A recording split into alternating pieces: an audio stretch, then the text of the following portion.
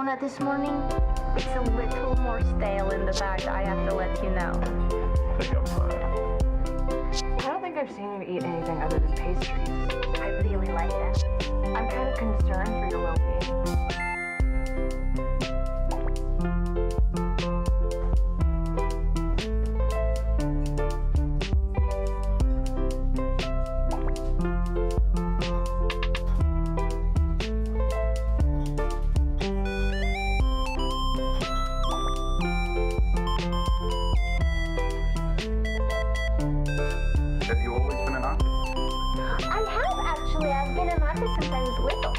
That's what they look like, I can tell.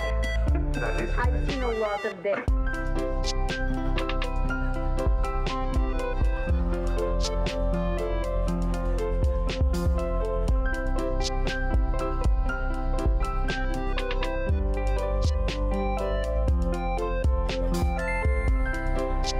Chester, were you like laughing to yourself last night? It's like kind of obnoxious. Sorry.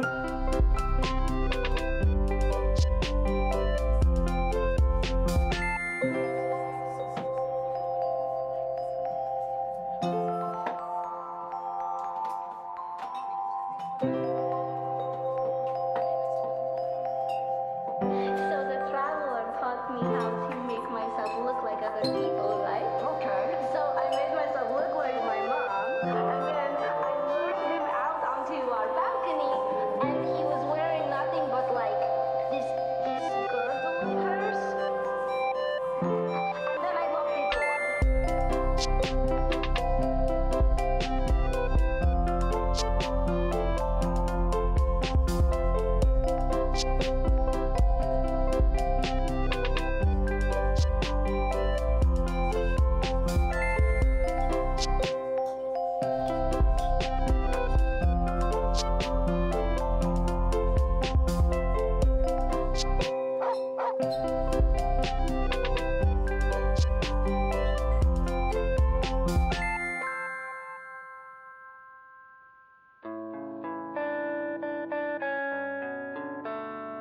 We're pirates. Your tenacity is impressive. But we stole things, but they gave something back just like you always teach, you know? Maintain that balance. That seed of chaos.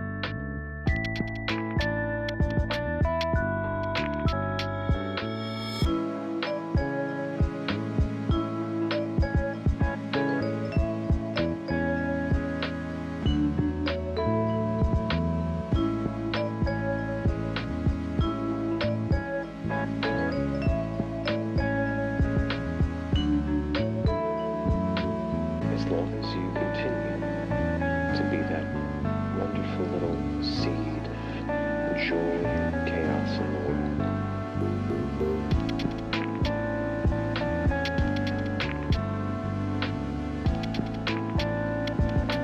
I'll be walking behind you the entire time.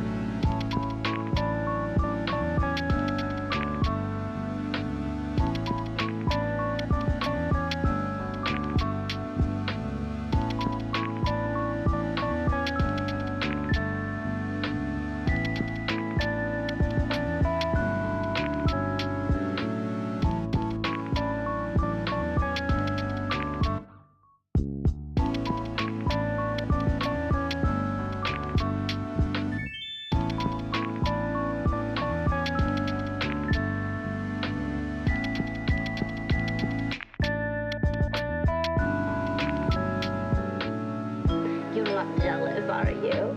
No, You'll always be my number one love. I know.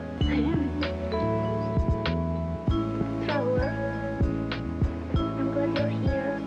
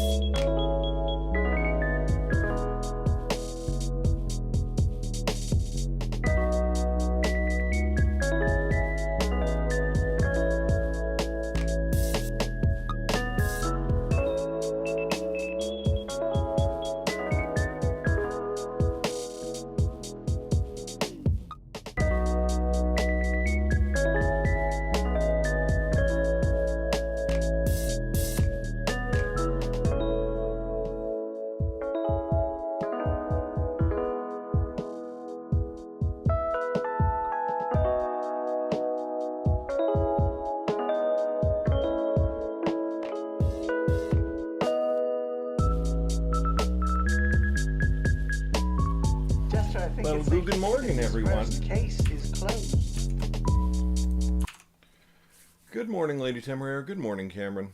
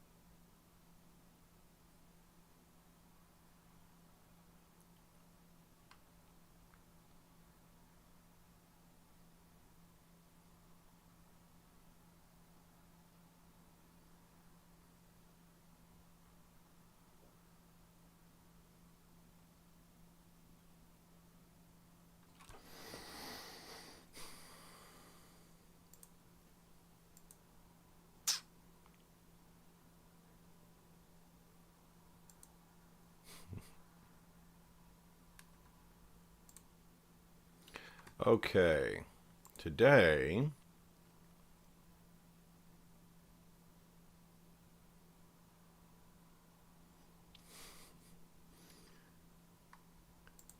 we're going to try to finish Yaren.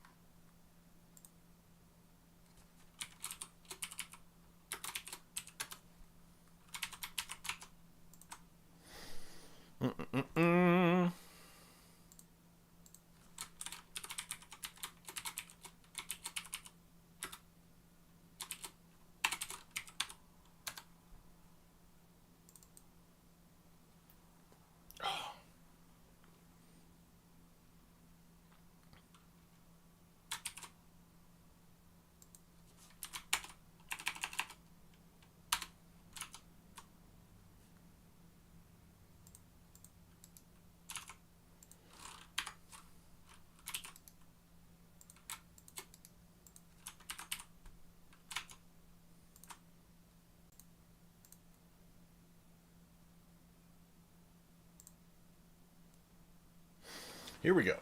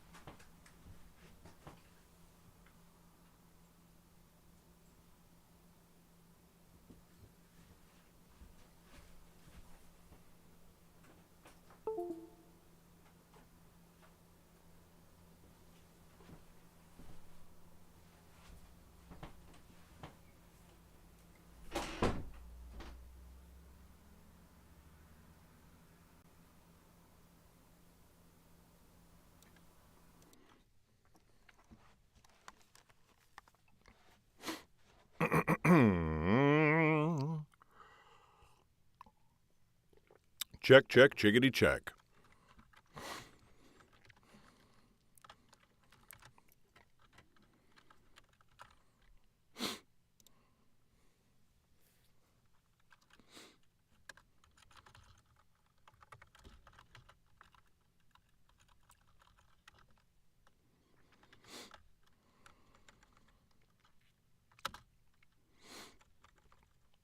Okay, Yaren, recording day 16, starting with 30 seconds of silence, beginning now.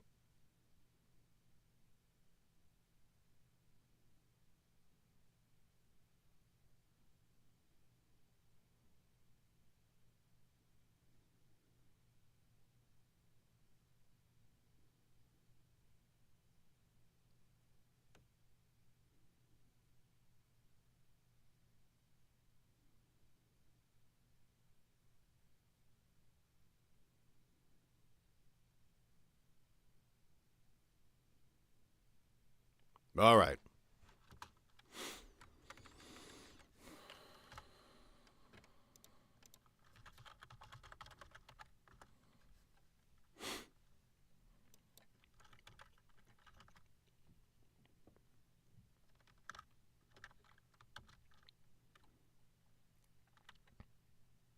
All right. Addendum B. The Calendar of Underrealm and a Timeline of Events. The Calendar of Underrealm.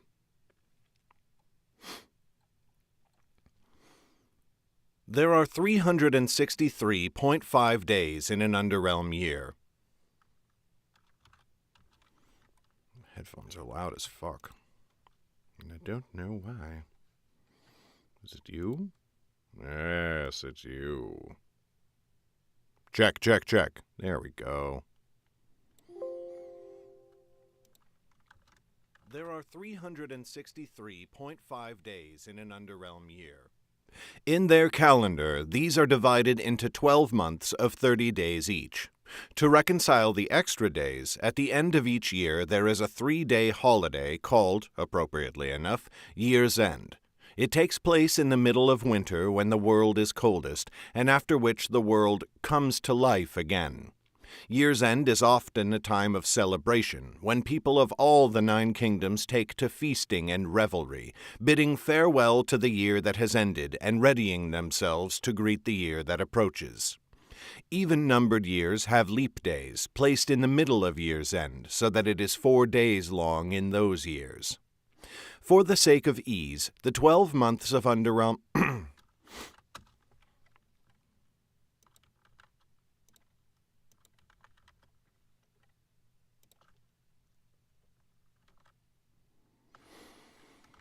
placed in the middle of Year's End, so that it is 4 days long in those years. For the sake of ease, the 12 months of the Underrealm calendar have been given their Latin names for the placed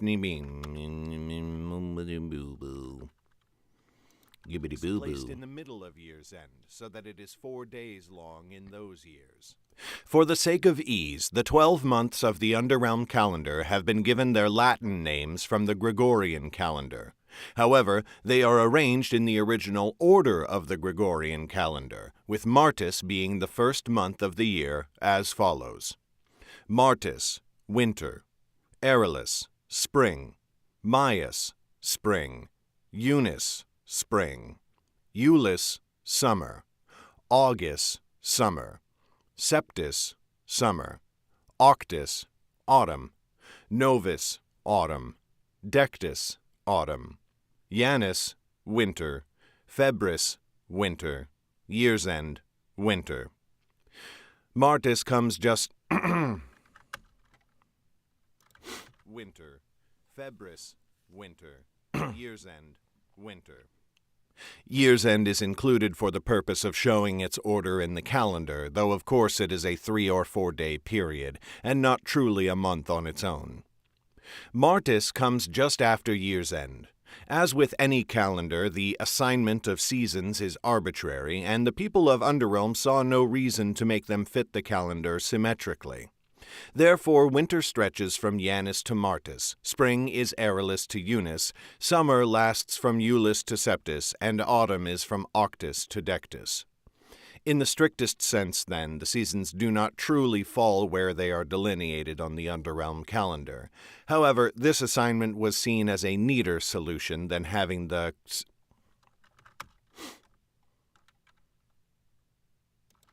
seasons do not truly fall where they are delineated on the Underrealm calendar.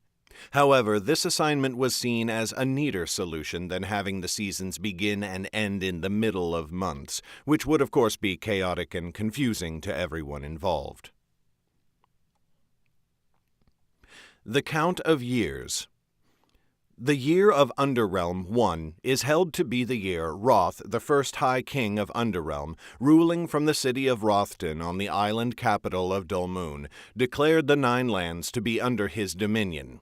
Though some scholars enjoy debating the exact count, it is generally accepted to have occurred 1,311 years before Lauren of the family Nelda left her forest home. This is, however, an inaccurate counting, since Roth laid claim to Underrealm some 80 years before his granddaughter would mark the start of the Underrealm calendar, but this truth has long been lost to history. Years are notated as the year of Underrealm 1312.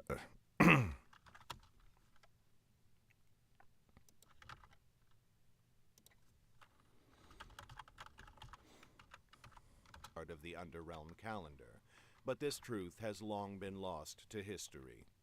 Years are notated as, for example, the year of Underrealm 1312. Weeks.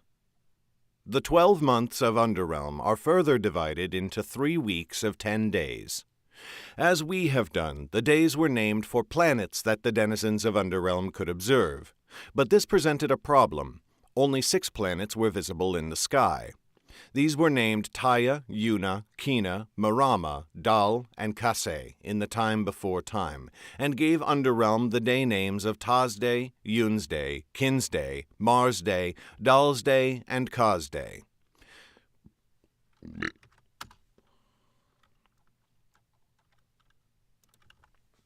And then they burped.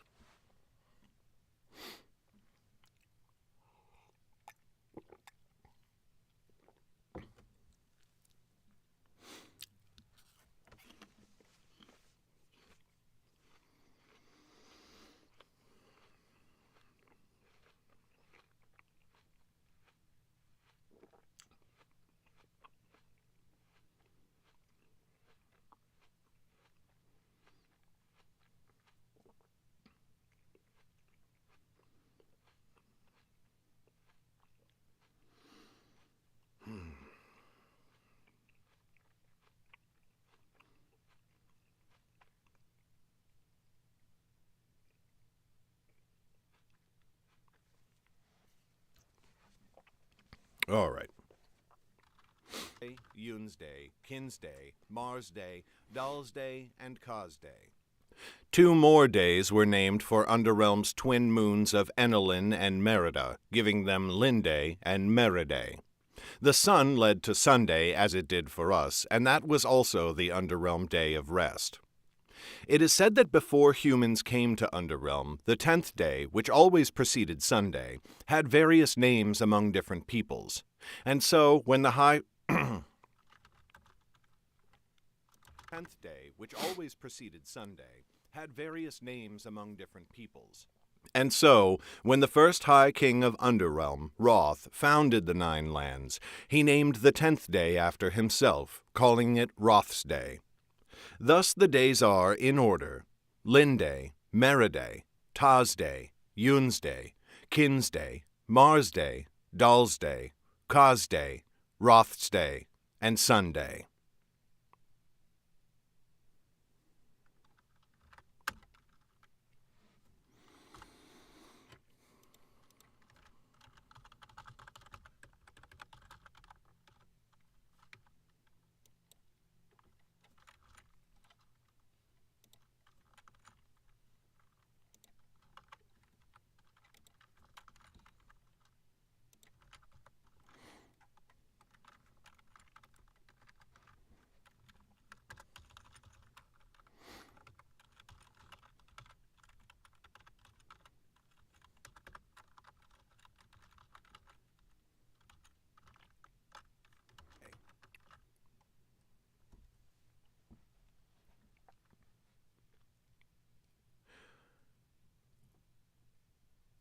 A timeline of events.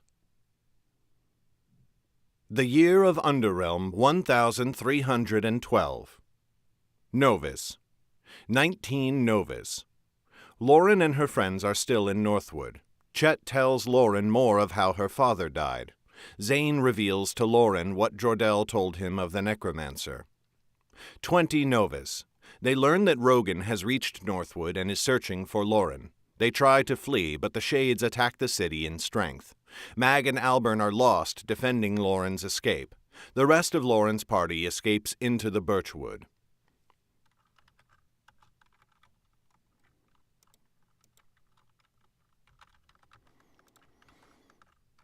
Defending Lauren's escape. The rest of Lauren's party escapes into the Birchwood. 21 Novus. Lauren tells Zane of her dagger's powers. They decide to ride east through the Birchwood until they reach the Great Bay, and then set sail for Feldamar and Jor-Del's home. They decide. 21 Novus. Lauren tells Zane of her dagger's powers. They decide to ride east through the Birchwood until they reach the Great Bay, and then set sail for Feldamar and Jor-Del's stronghold of Ammon. 22 Novus. Lauren first spies the Shades pursuing her in the woods. That night they hide the horses and set watch over a false camp. The Shades find the false camp and then lose their trail. 25 Novus. Shades find Lauren and attack. Lauren barely stops herself from killing one of them. 26 Novus.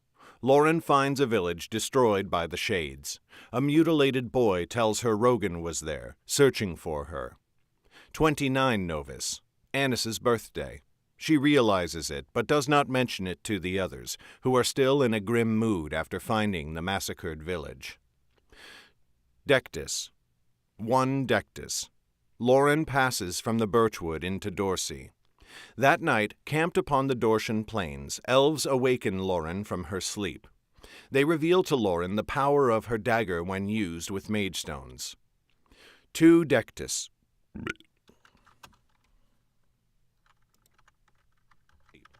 They reveal to Lauren the power of her dagger when used with mage stones. 2 Dectus. Lauren tells Chet of her encounter, but none of the others. Zane sees a curious light in her eyes, but he does not recognize it. 6 Dectus. Lauren reaches the village where Crastus's inn lies and buys a room for the night. But before they can rest, Rogan arrives at the head of a party of Shades. They slaughter the villagers, capturing the children. Lauren barely escapes. 10 Dectus. Lauren reaches the Great Bay. They discover a Shade separated from his party. Zane kills him despite Chet's objections. They ride north and see the port town of Brecker before nightfall, but Lauren decides to camp rather than reach it in the middle of the night. Chet speaks with her while she is on watch, and they share their first kiss. 11 Dectus. Lauren enters Brecker. Zane finds a good ship to gain passage, and they meet its captain, Torek.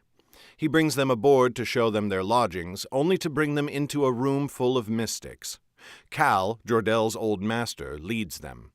After learning of Jor-Del's death, he tells them they must bring their information to the High King's seat. Zane agrees. 12 Dectus. Lauren takes a day aboard the ship to rest. Annis decides not to accompany Lauren, but to sail north with Cal and wait for Lauren in Ammon. 13 Dectus. Lauren sails from Brecker to the High King's seat. She leaves her dagger with Zane's friend, Aurel. Then she and Zane allow themselves to be captured by the High King. They deliver the news of Jor-Del's death and the warning of the necromancer. Enelin places them under house arrest. 14 Dectus. The Lord Prince Aemon visits Zane in their quarters. He meets Lauren and recognizes her as elf-touched. He promises their time in confinement will be brief. 26 Dectus. Assassins try to kill the Lord Prince in Lauren's quarters.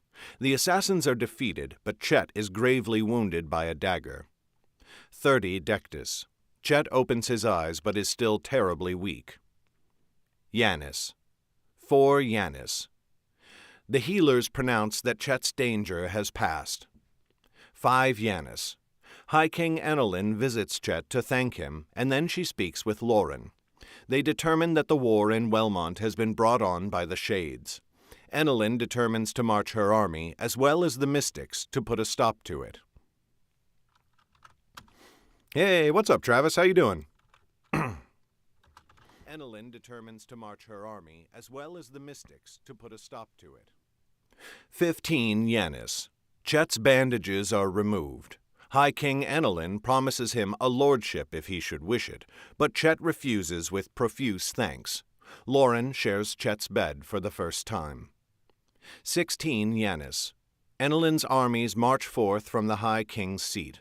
Lauren, Chet, and Zane watch them go, along with the Lord Prince Aemon.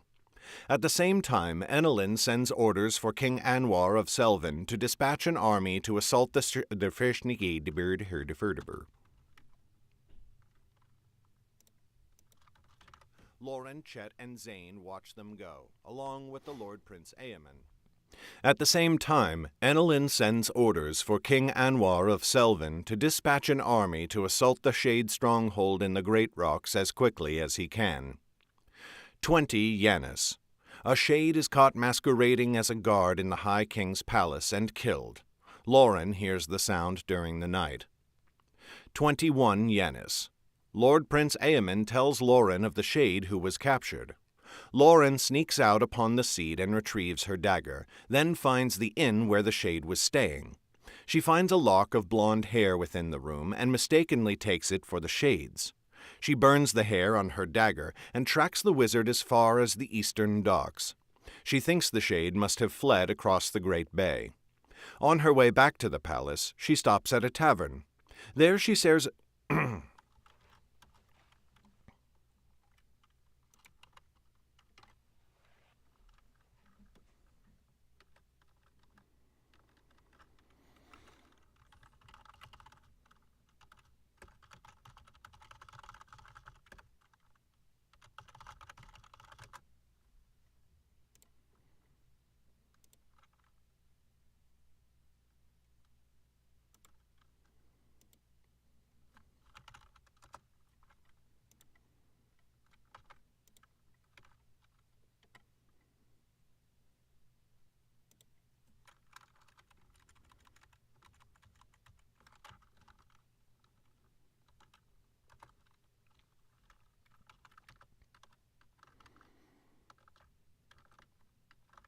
far as the eastern docks. She thinks the Shade must have fled across the Great Bay. On her way back to the palace, she stops at a tavern. There she shares a brief conversation with a boy her age attending the Academy for Wizards, and another mysterious murder takes place. But though Lauren at first thinks it is the Shades, the trail goes cold again. Hey, Vale. Good morning to you.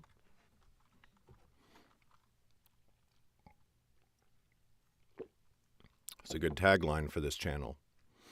VlogaNovel, your favorite empty chair.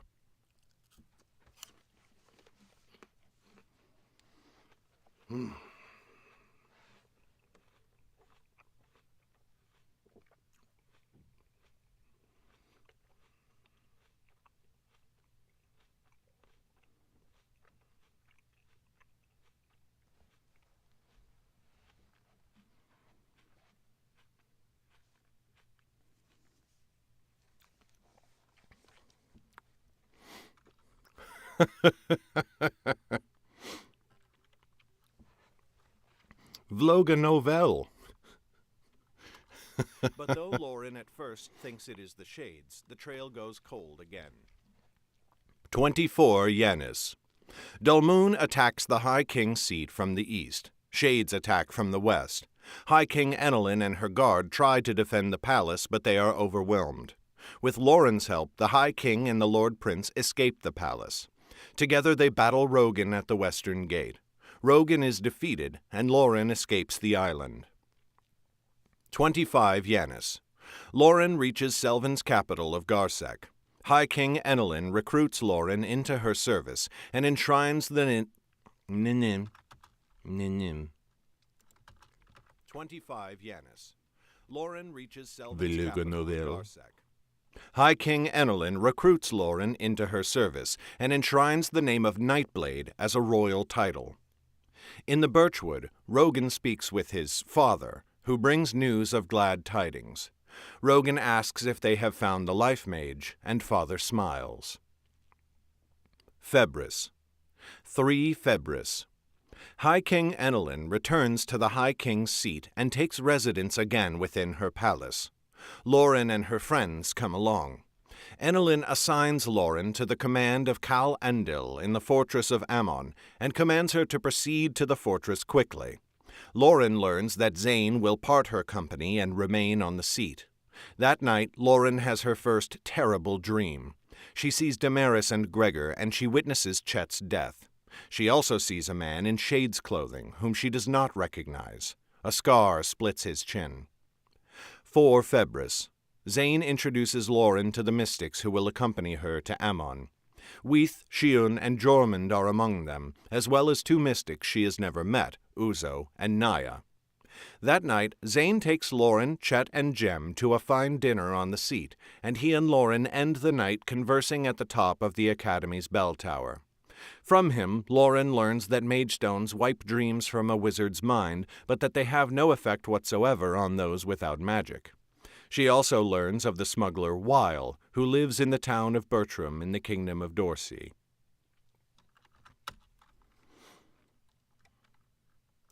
Dreams from a wizard's mind, but that they have no effect whatsoever on those without magic.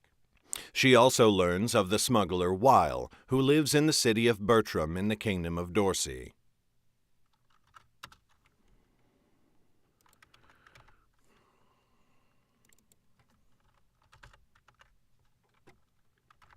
Learns of the smuggler Weil, who lives in the city of Bertram in the kingdom of Dorsey. 6 Febris. Lauren and her party of mystics, along with Jem and Chet, sail from the High King's seat, bound for Feldemar and Ammon. 11 Febris. Lauren's party lands on Feldemar's southern shore. There they rest for the night. 12 Febris. Lauren's party sets out for Ammon. 18 Febris. Lauren and her party of mystics arrive at Ammon and are reunited with Annis. There she sees the man in Shade's clothing from her dream. She learns his name is Hewel. Cal tells Lauren he wants her to find Rogan and bring him to the king's justice. Lauren and her friends decide to investigate any connection Hewel may have to the Shades. Excuse me. Lauren and her friends decide to investigate any connection Hewel may have to the Shades. 19 Febris. Annis leads Lauren and the others to Hewel's room, but they find nothing suspicious. Lauren finally tells Jem and Annis about the mysterious dream that led her to suspect Hewel in the first place. 25 Febris. Naya gives Lauren some advice on Kalentin bowcraft, flirting with her all the while. Chet tells Lauren that he does not trust the mystic woman, but Lauren soothes his fears. That's a euphemism for sex. Chet tells Lauren that he does not trust the mystic woman, but Lauren soothes his fears. 30 Febris. Lauren has another nightmare. She sees the city of Dahab and watches Hewel turn into a bird. She sees but does not recognize the lover Adara, and then sees Gregor kill Chet, Jem, and Annis. Remembering that Zane said Magestones banished dreams, she eats another one in an attempt to quell the nightmares. Year's End. 1 year's end. After an incident at the Academy for Wizards, Damaris suspects she may no longer be safe upon the seat. She sends word to Yawamba to prepare for her arrival, and to Dahab to send reinforcements to Yawamba in preparation for her coming.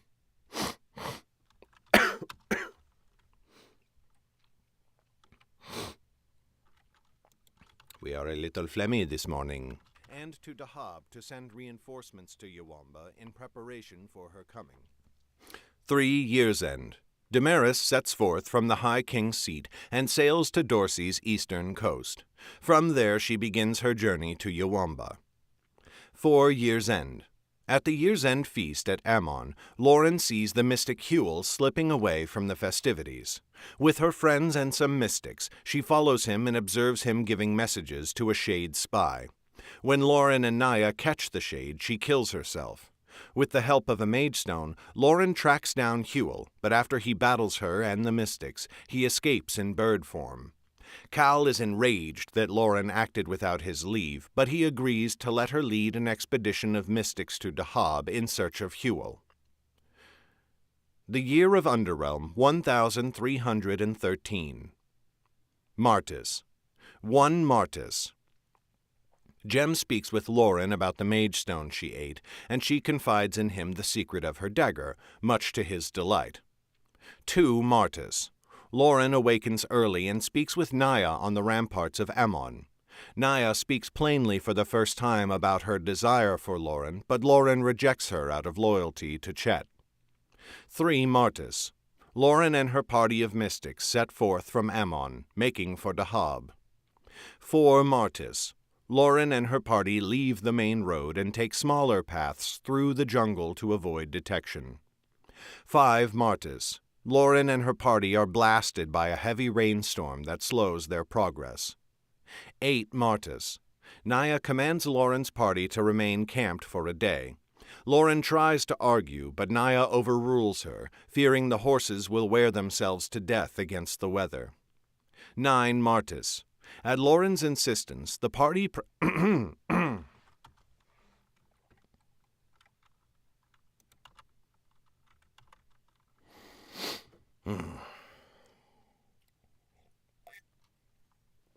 Oh, my throat.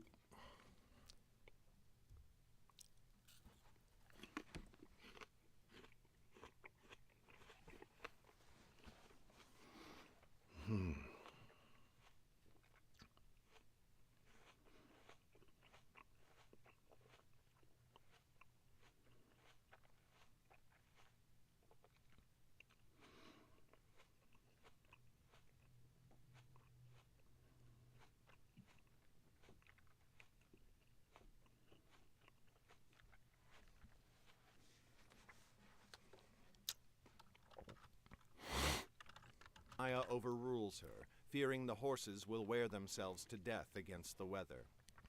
9 Martis. At Lauren's insistence, the party presses on again, though the weather has grown even worse. Jormund is nearly lost to floodwaters. That night, Uzo makes insubordinate statements about the old guard that Lauren does not understand.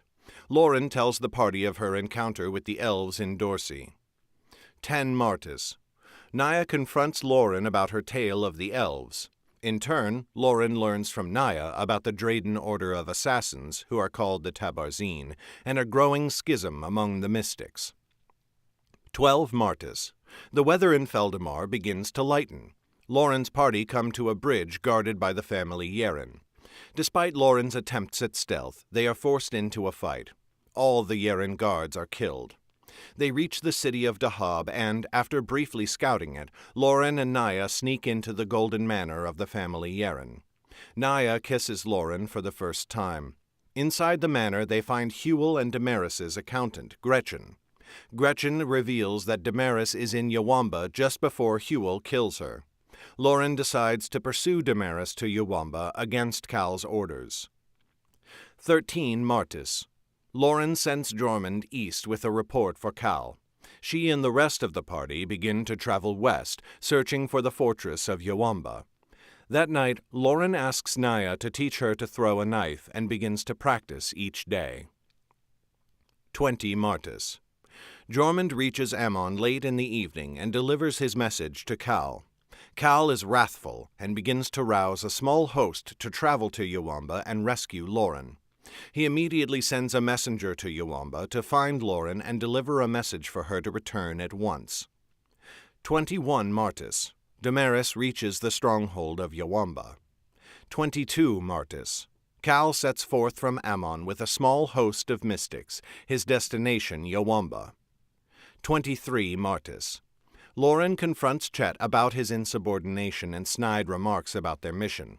He urges her to abandon their quest for her own safety, but she refuses. 26 Martis. Lauren and her party reach the area where they are certain Yawamba must be. They send Uzo and Shiun into a small town called Sarafu, but the mystics learn nothing useful. 27 Martis. Lauren and her party begin searching for Yawamba in the lands surrounding Sarafu, but they find nothing. 28 Martis. Lauren and her party spend another fruitless day searching the foothills of the Great Rock Mountains. That night she has another dream, and this time she sees Gregor between two distinctive mountain peaks with a wagon leading down a trail. 29 Martis. Lauren searches deeper in the foothills of the Great Rocks. There she finds the two mountain peaks and the wagon trail. Following the trail with Naya and Shiun, she discovers the fortress of Yawamba deep within the mountains. 30 Martis. Shiun scouts Yawamba to see if she can find a way in. Lauren's party prepare themselves for the next day's mission. Anis begs Lauren to forbid Jem from going, but Lauren refuses. She urges Anis to confess her feelings for Jem. That night she tells Chet she loves him and chooses him over Naya.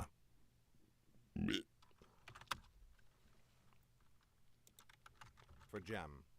That night she tells Chet she loves him and chooses him over Naya. Aerolus. 1 Aerolus. Lauren, Chet, Jem, Naya, Shiun, and Weeth sneak into Yawamba. Naya murders Weeth out of sight of the rest of the party. Lauren's party locates Damaris and captures her. Hewell appears, disguised as Chet, but Naya sees through his ruse and kills him. Lauren and Naya try to bargain with the Yarans, but the ruse fails and Damaris escapes. With the help of Magestones, Lauren leads the others in an escape from the fortress, but she is shot with an arrow in the process. Cal's messenger arrives in the town of Sarafu. 2 Aerolus. Damaris flees Yawamba. Lauren wakes from rest.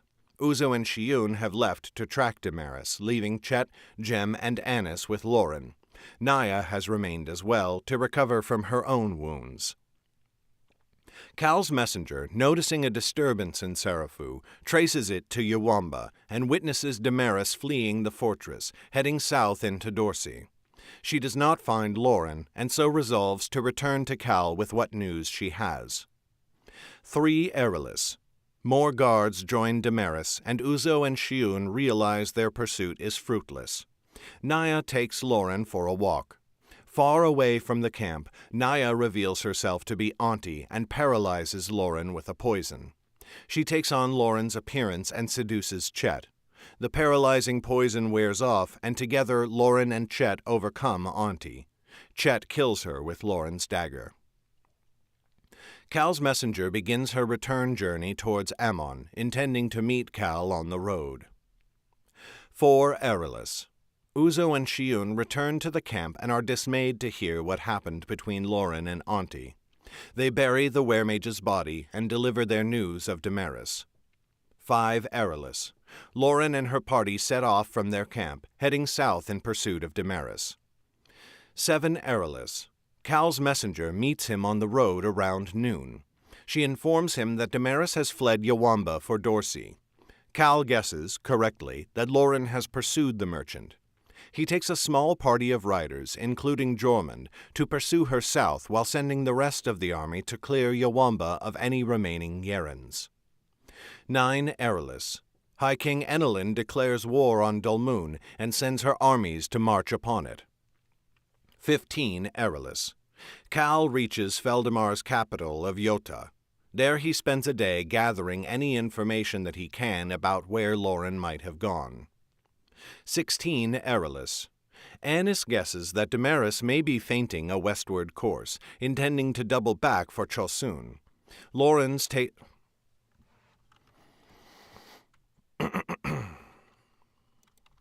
Damaris may be feinting a westward course, intending to double back for Chosun. Lauren's party takes a side road, and at the end of the day they find signs of Damaris's camp from only 2 days before. Gregor of the family Yaran leaves the High King's seat to rejoin his mistress, Damaris. 17 Aerolus. Gregor lands in Brecker, steals a horse, and sets off west to find Damaris. Cal guesses, incorrectly, that Damaris has fled into Dorsey's far western reaches and that Lauren has followed her there.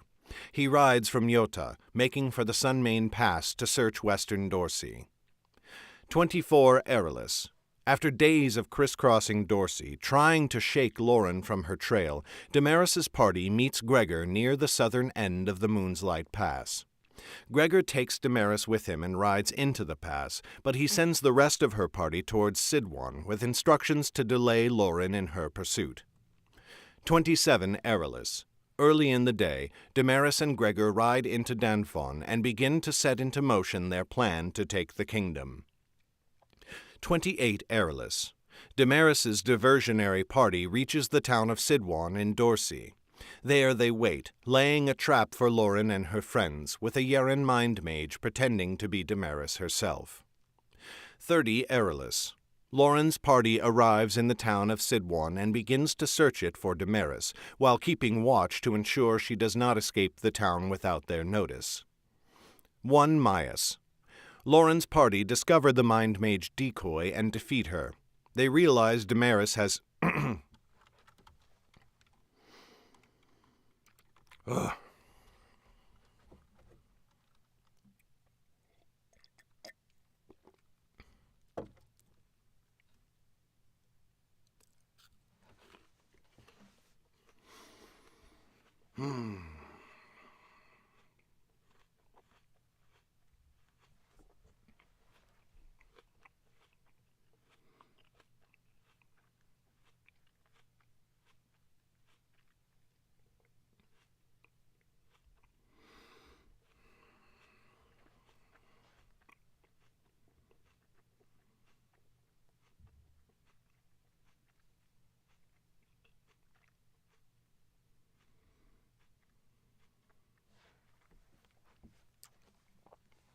All right. 1 Maius. Lauren's party discover the mind mage decoy and defeat her. They realize Damaris has evaded them, and Lauren decides to say... 1 Maius. Lauren's party discover the mind mage decoy and defeat her. They realize Damaris has evaded them, and Lauren decides to stay in Sidwan while she considers her next move. That night, she has a dream showing Damaris in the city of Danfon, but also a clue leading her to Bertram. She sees some of the routes and passages through Danfon's palace and a fight with Gregor. Also in the dream, Chet tells her he is going to leave. 2 Maius. After conferring with Chet, Annis, and Jem, Lauren decides to go to Bertram to find the smuggler Weil. She decides to remain in Sidwan for one more day, and they spend their time collecting supplies for the journey. 3 Maius. Lauren's party sets out from Sidwan, riding for Bertram. After riding down Dorsey's west coast for many days, Cal guesses that Lauren has followed Damaris to the city of Chosun. He diverts from the King's Road and cuts east across the countryside to reach Chosun more quickly. 5 Maius. In collusion with Damaris, Wojin Fei stages a coup to steal the throne from his nephew, Dorsey's King Jun. Jun survives and flees with his son Senlin to hide in the capital city. Accompanying them is a palace apothecary named Caridwen Ogun. 6 Maius. Lauren's party arrives in Bertram and takes a room at an inn. 7 Maius. Lauren's party locates the steelsmith Kanja, who leads them to Weil. Weil attempts to escape at first, but when he fails, he agrees to help Lauren. Lauren's party learns that King Jun has been assassinated, and the kingdom is now in rebellion against the High King.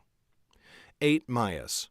After convincing Weil to sneak them into the capital, Lauren rides from Bertram with her party, including the smuggler. They make for the Moonslight Pass, there to ride on to Danfon. Word of King Jun's death reaches Cal in the city of Chosun. He guesses that Lauren is somehow involved in the catastrophe and sets off for Danfon at once. Excuse me. Lauren is somehow involved in the catastrophe and sets off for Danfon at once. 10 Maius. Lauren rides past Danfon to the town of Yinkang, where her party boards their horses in preparation for their journey into the capital the next day. 11 Maius. Lauren enters Danfon and begins her search for Damaris. Jem notices a girl watching them. Lauren captures her and discovers she is Caridwen, servant of King Jun. Caradwen brings them to June. June convinces Lauren to help him retake his throne, and Lauren's party lodges in the home of the merchant Yushan, where June has been hiding. 12 Maias. Lauren and King June decide to rally the populace against Wojin. They decide to strike the next day when Wojin addresses the people directly. Lauren scouts the location and forms a plan for how best to reveal herself. In a dream that night, she learns that Damaris and Gregor know she is in the city. Again, Chet tells her he is going to leave. For a second time, she finds herself face to face with Gregor. 13 Maias. Lauren interrupts Wojin's public address and tells the citizenry that King June is alive and Wojin is a traitor. The unrest in the city continues to grow. 14 Maias. Word reaches Lauren's party that Duris Fey, one of the Dorshan senators, wishes to meet with King June.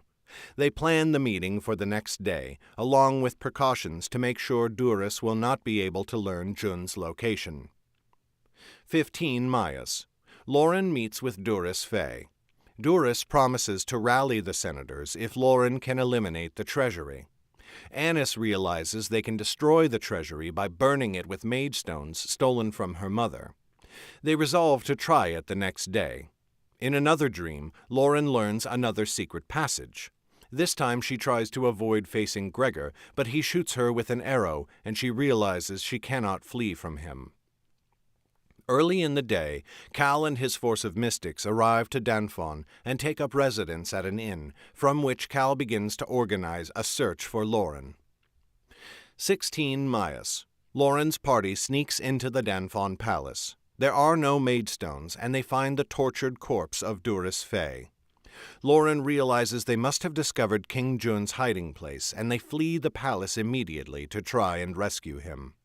King June's guards save his life and Prince Senlin's. They all try to flee the capital through the sewers, but they are ambushed by Yeren and Dorshan soldiers. Gregor kills King June. Cal and a small force of mystics arrive and help them escape.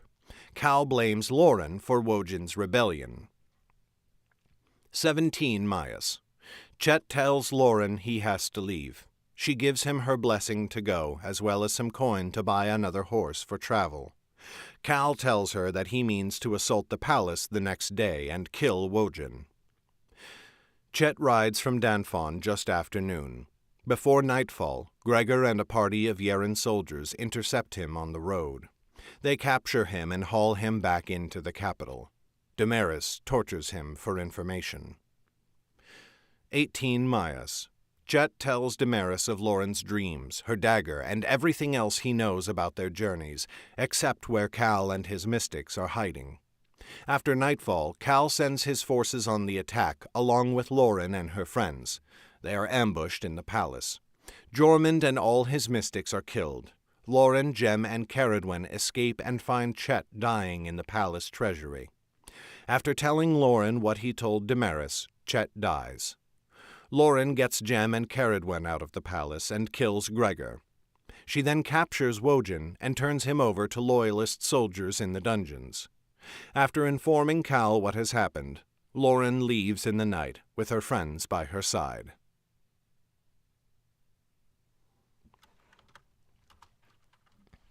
Okay.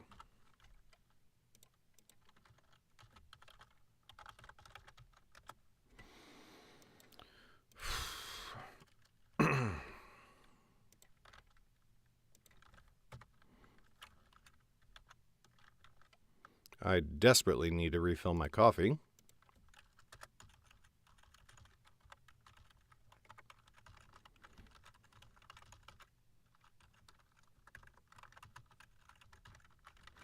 And then we'll keep going.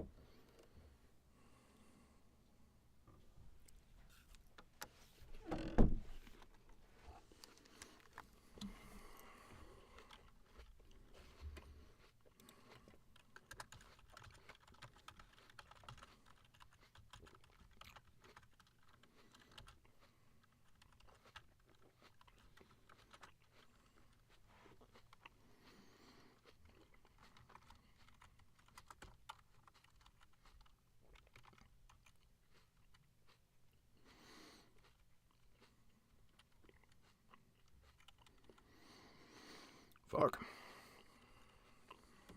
All right. Well,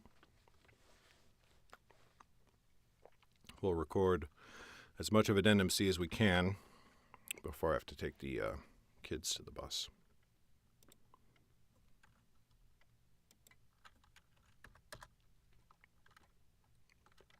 Side.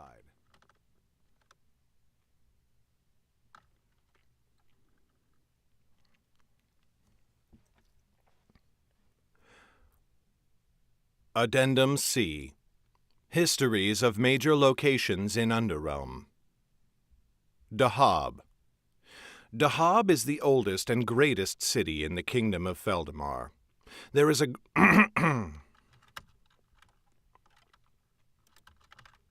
Dahab is the oldest and greatest city in the kingdom of Feldamar. There is a great spur in the land there called the Dahabajo, over which the Nelos spills in a mighty waterfall, the Habajo, that casts mist and haze through the air all around. The Habajo, that casts mist and haze through the air all around. At the the Habajo, that casts mist and haze through the air all around. At the bottom, the falls form a sizable lake that enriches the land all around, as well as drawing much wildlife. In this place, in the time before time, the first king of Feldamar built their city. Their name is lost to history, and even the wisest scholars debate it, pointing at half-smudged clues left across a range of ancient tomes. While most of the buildings of Dahab were built on the land at the foot of the waterfall, the king built their palace atop the shelf in the land, there to survey their subjects living below them, in truth as well as in station. They called their city Dahab, from the word Dahan in the ancient Feldamarian tongue, which means gold. And indeed, Dahab's coffers have flowed with gold ever since. Though Feldamar is a hard land for trade routes and roads, and though its lords are sometimes reluctant with their gifts and tributes to their king, still they always send them. For all the long centuries before Roth's people came to Underrealm, Feldamar was a kingdom of ever-growing inequality. The rich and powerful had more wealth than they could spend in their lifetimes, and the poor struggled to survive.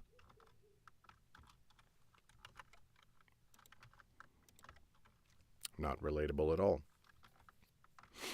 More wealth than they could spend in their lifetimes, and the poor struggled to survive. It was in this circumstance that the family Yeren first rose to power.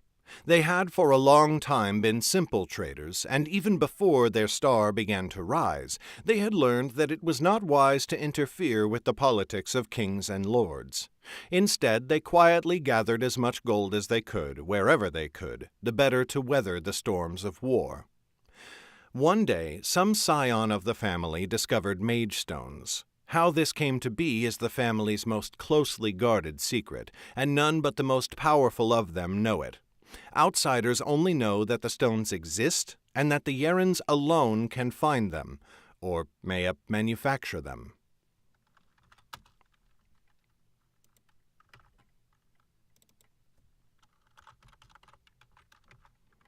And that the Yerens alone can find them, or mayhap manufacture them. Wizards, of course, tended to do exceedingly well in a kingdom where rule was established by might and power rather than justice or law.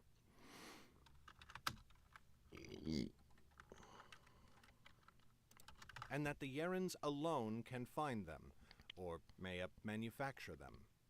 Wizards, of course, tended to do exceedingly well in a kingdom where rule was established by might and power rather than justice or law.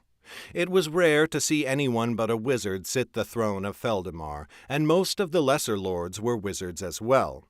Therefore the Yerens gained a great wealth of coin, as well as extensive political connections. But as their fortune grew, so did their danger. Wizards addicted to mage stones grew desperate for the secret of their origin. And as the Yerens knew their power came from the stones, they were more determined than ever to conceal that secret. Their own customers were also their greatest threat. Over generations, they developed and implemented all manner of magical defenses, the likes of which had never been seen in Underrealm before.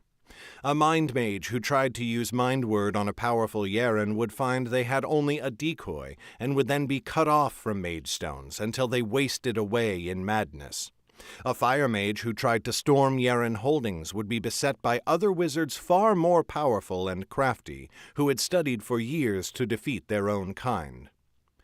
It was the Yerens who greatly developed and advanced the art of enchantment, and after a time, no one is quite sure when or how, the Yerens learned the crafting of protective weapons and charms that protected the bearer from all magical effects. These charmed objects were a secret guarded almost as closely as the mage stones themselves. After a time, the Yerens built their great manors. They were pyramids, and the Yerens built them of black granite, just as the academy would be built centuries later. There was as much magic in their construction as there was the skill of masons. Curiously, the Yerens built them in the lower level of Dahab, not atop the Dahabajo where the king's palace stood. Mayhap the Yerens did not want to test the king by comparing their might to his, or mayhap they thought the lower city, where the common folk lived, was the true seat of power. Regardless, they now had an impregnable stronghold that not even the most determined army could break, and only the Yerens were allowed inside the walls. That restriction was put to the test several times. As wizards in Feldamar became more powerful, the bloody conflicts for that kingdom's throne increased.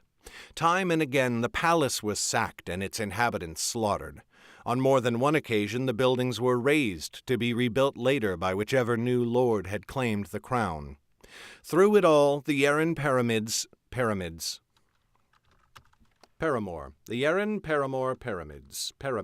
buildings were razed to be rebuilt later by whichever new lord had claimed the crown.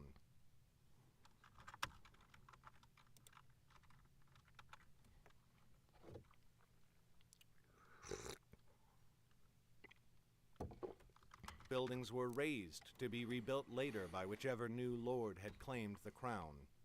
Through it all, the Yeren pyramid sat on Dahab's lower level, and the powerful merchants within looked up at the slaughter, preparing new trade deals for whoever next sat the throne. Thus, when Lauren of the family Nelda came to Dahab, she observed that the Yeren pyramids were far older than the palace and other buildings on the slaughter, preparing new trade deals for whoever next sat the throne. Thus, when Lauren of the family Nelda came to Dahab, she observed that the Yeren pyramids were far older than the palace and other buildings on the Dahabajo.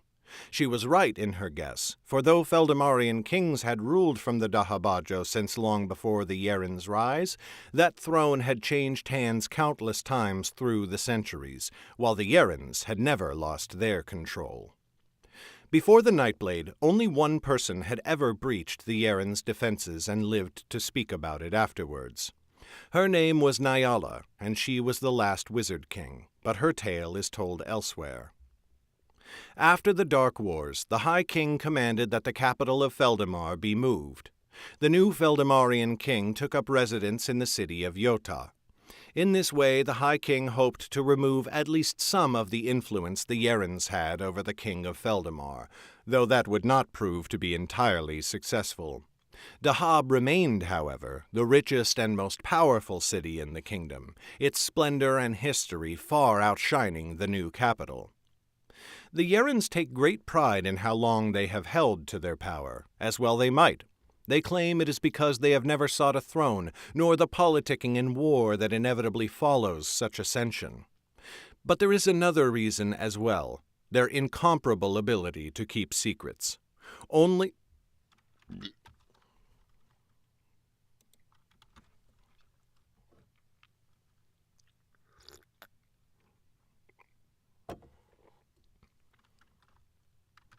But there is another reason as well, their incomparable ability to keep secrets. Only the patron, the head of the family, knows all the family's doings, and none have ever come close to capturing or threatening them through all the long centuries. That is partially because the patron rarely visits Dahab and is more likely to be found in one of the Yaren's other strongholds throughout the 9 kingdoms. And for a very long time, that stronghold was Yawamba. Scene break, 2.5 seconds of silence, and I gotta go to the bathroom.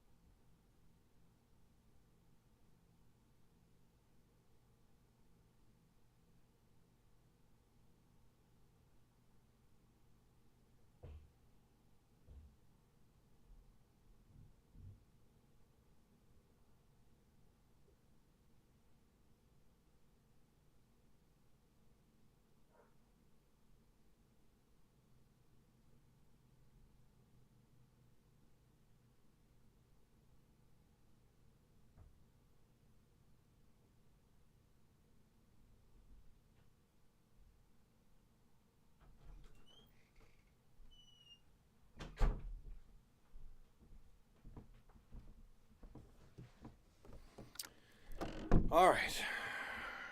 Another 15 minutes. Let's see if we can get through one more section.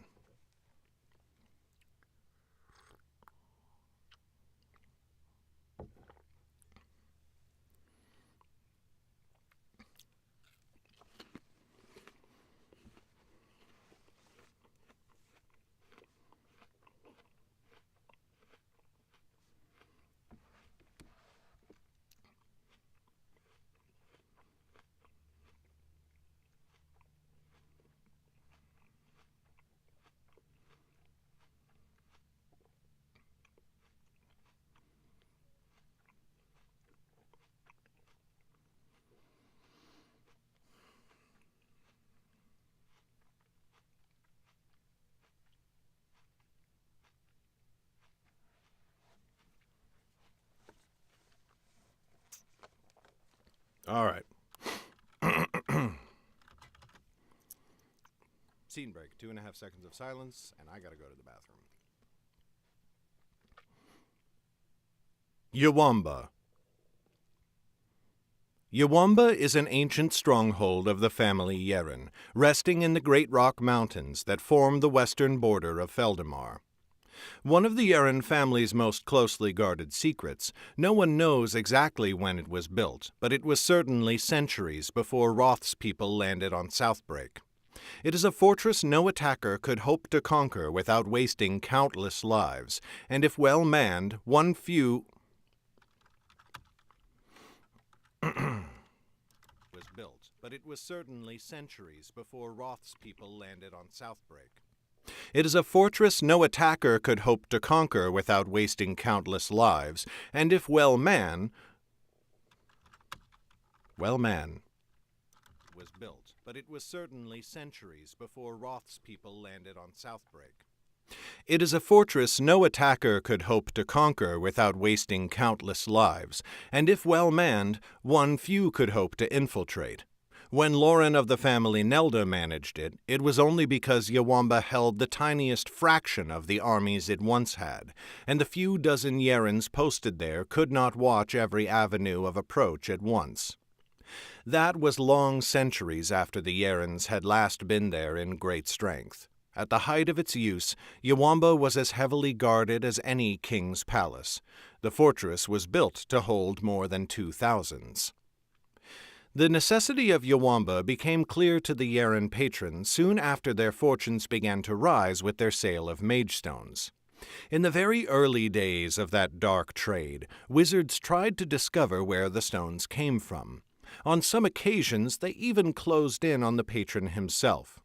The patron who presided over the family in those early days was a man named Babo, and he realized that as long as his location was known, the Yeren's position was precarious. Therefore, with the first reserves of gold that the Yerens began to accumulate with the stones, Babo sent out his most trusted kin to find a new seat of power.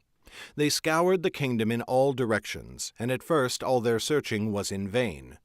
Babo's cousin Yumbi suggested a home in the sky's knives, but the nearby town of Kunda was too well populated by the kin of the Feldamarian king. The Bloodtail Marsh seemed a likely hiding place, for few would dare to venture into such a dangerous area. But that same danger made it a poor location to send the most valuable members of the family, and besides, its boggy, sinking terrain was a poor place to build a castle. Babo's kin ranged farther and farther, eventually traveling as far east as the Eldest Deep and as far south as the Birchwood, but without success. And then, one day, Babo's sister Toba returned to him with news. Toba had gone west, searching as far as the Great Rocks themselves. She told him that from the moment she had crested a rise and seen the mountains in the distance, she had wondered if they might be a suitable place. They stood proud against the sky, reminding her of soldiers with spears, and that seemed to her a good omen. She had taken her party into their foothills and rode along them for days, seeking a location that was both secure and secret. Then, one day, a storm had struck. Its fury had crashed upon them like nothing Toba had ever seen. The rain had drenched them even through their thick cloaks, and lightning struck the nearby ground more than once. They had been riding along a waterway, and it suddenly flooded, carrying some of the party off in a rush. Toba had been one of them. She only barely managed to struggle to the surface, where she clung to a log that swept along in the current. At last the log struck the shore, but on the western side of the river, separating her from her party. Toba dried herself as best she could and sought shelter. After wandering for a short while, she found a cleft in the land that seemed promising. But when she drew closer, she found a passage through the rock that had been invisible from a distance. Curious, she made her way through the passage and out the other side. She found herself in a small valley that plunged into the great rocks themselves, though it, too, was invisible from the outside. Something compelled Toba to press on and into the valley, and she wove her way through the densely packed trees. At last she came around a bend in the land and stopped suddenly, struck speechless by the sight before her. "I saw a mountain like the prow of a ship," she told Babo, "or like a great arrowhead. It thrust out from between the mountains on either side, its sheer cliffs rising into the air. It felt as if a vessel were sailing straight for me, bearing a message of great victory. It is what we have sought, Babo. No one can reach us there." Babo was somewhat skeptical. After so many months of searching, he doubted that Toba's finding could be as ideal as she described. But he nevertheless arranged an expedition, leading it himself in a long journey west.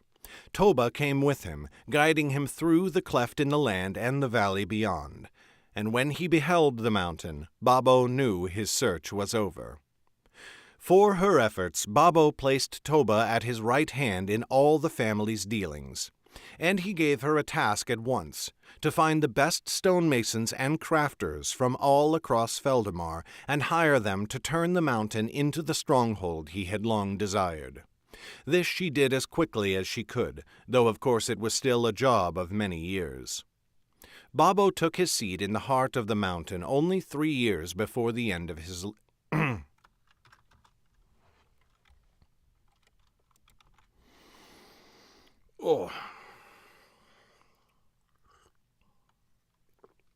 This she did as quickly as she could, though of course it was still a job of many years. Babo took his seat in the heart of the mountain only 3 years before the end of his life, naming it Yawamba, which means sky home in the ancient tongue of Feldamar. And when he died, Toba took his place at the naming it Yawamba, which means sky home in the ancient tongue of Feldamar. And when he died, Toba took his place as the family's new patron. From this new position of strength and secrecy, the patrons of Yeren grew their trade of magestones and their reserves of gold, until their wealth and power were unmatched. The family grew in number commensurate to their status, and soon their soldiers in Yawamba were near enough to a standing army, though they were loath to engage in warfare.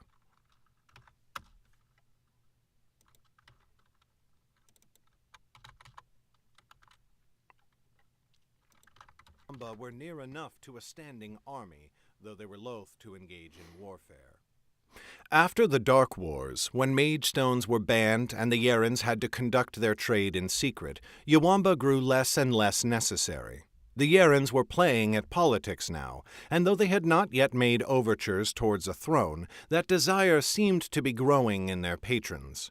With their increased presence in the courts of the 9 kingdoms, Yawamba's remote and inaccessible location, once its most valuable asset, was now a detriment. So it was that between the 11th and 12th centuries of Underrealm, Yawamba was slowly emptied. The patron retreated there less and less, and fewer Yerens lived there. Now they were spread throughout all the 9 kingdoms, and their holdings in Dahab were held to be the most important. That and the holdings they had always kept on the High King's seat since it was built. By the time Lauren of the family Nelda came to clash with the family Yeren, and eventually followed Damaris to Yawamba, the fortress had been abandoned for more than a century. Only the patron and some of the family's highest scions, such as Damaris, even knew of its existence. Damaris was forced to populate it in haste after Lauren thwarted her in Selvin, and it was not properly guarded or supplied when Lauren and her party of mystics infiltrated it in the year of Underrealm 1313. But what role it would play in the rest of the war between the Necromancer and the Life Mage, not even Damaris could have guessed.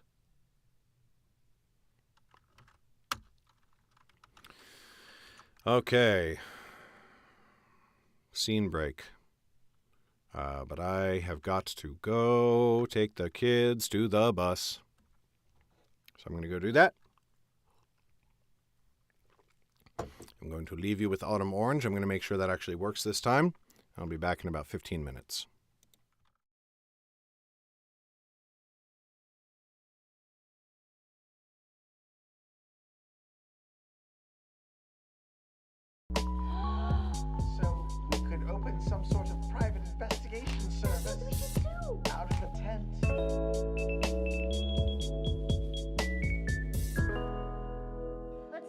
it here though. This sounds.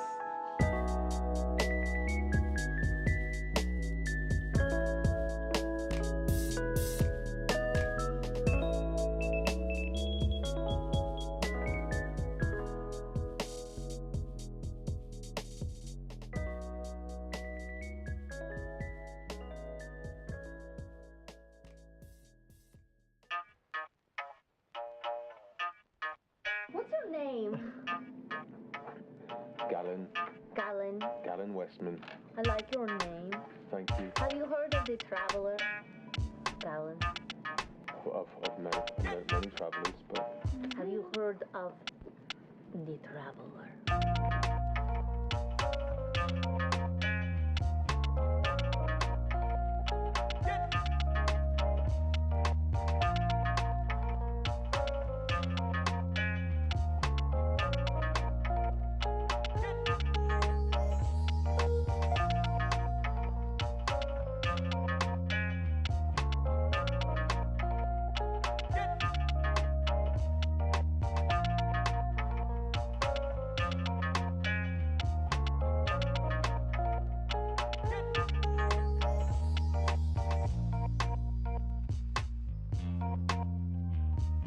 Ladies.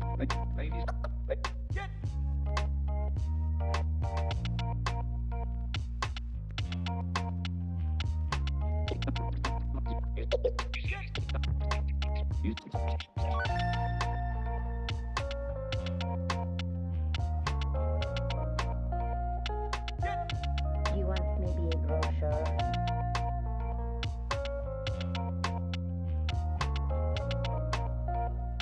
I can tell you about him. okay.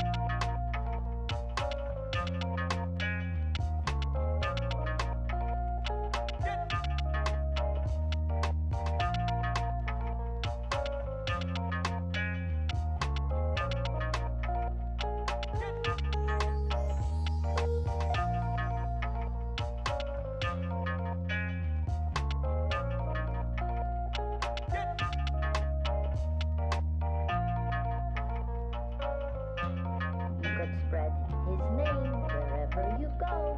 I'll think on it.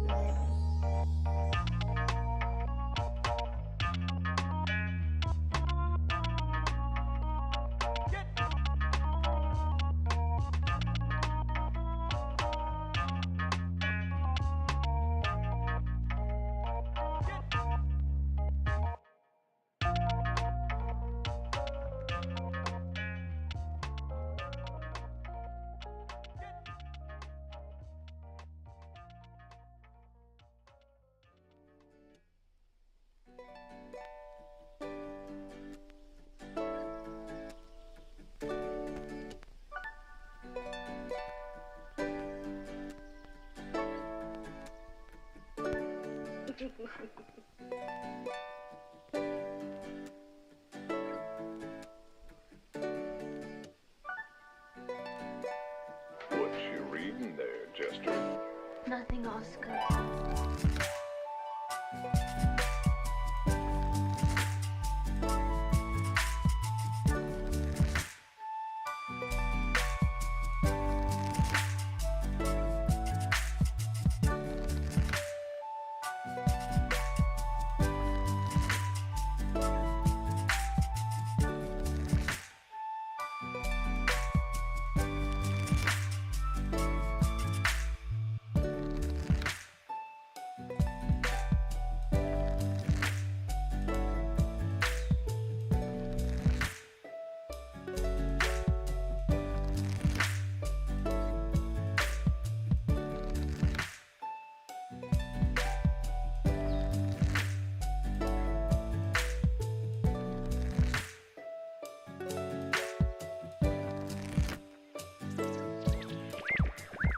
Oh, Oscar, thank you for saving. It's for Sorry, I didn't for.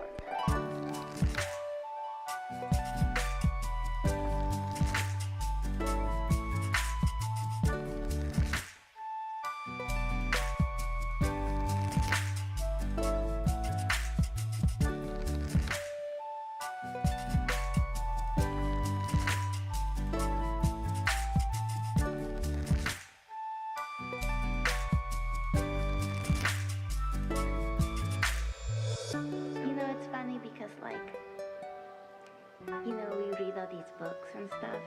And that's not at all the way love is described. You mean the porn books? Well, are they like porn though, or are they just like the way relationships are for real though? Well,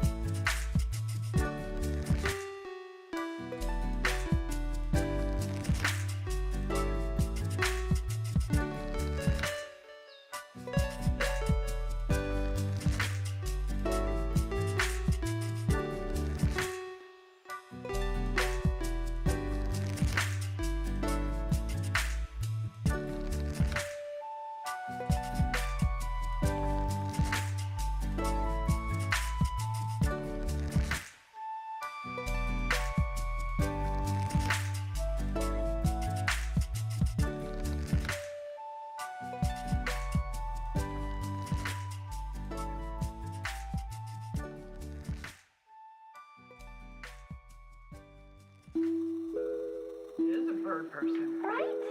Can you understand us? Oh. Oh my gosh. Do you live around here? Do you live around here? Oh.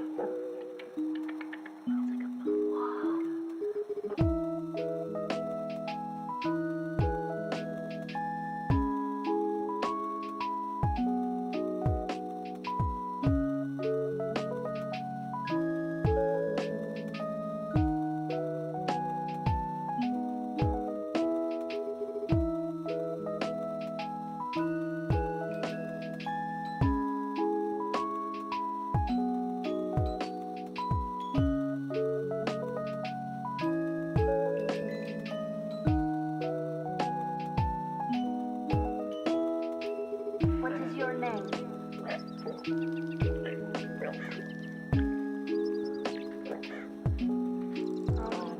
Are you separated from its parents? maybe are you an adult or are you a kid? A kid.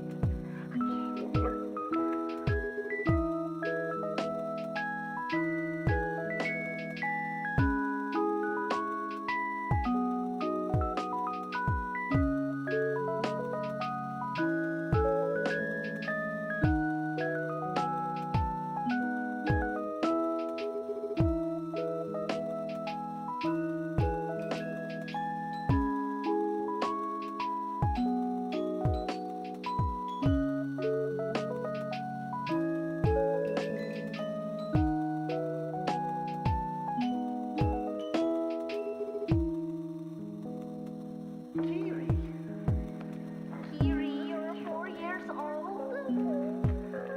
That's so wonderful. What were you doing here? What is this place?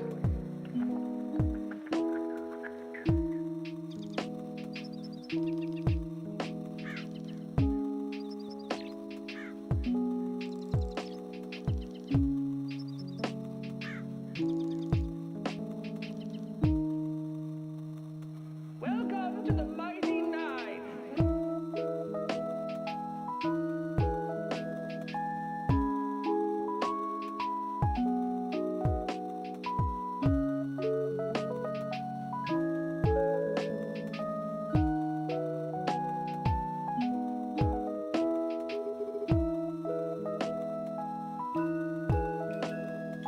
Hi, Kiri.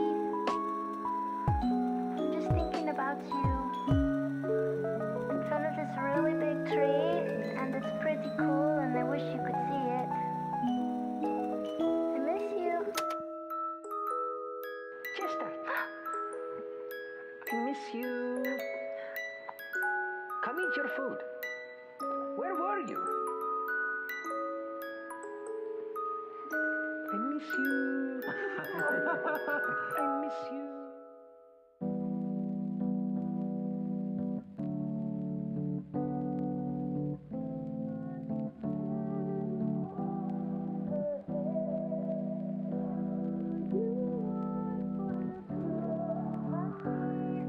You empty your pockets to tell me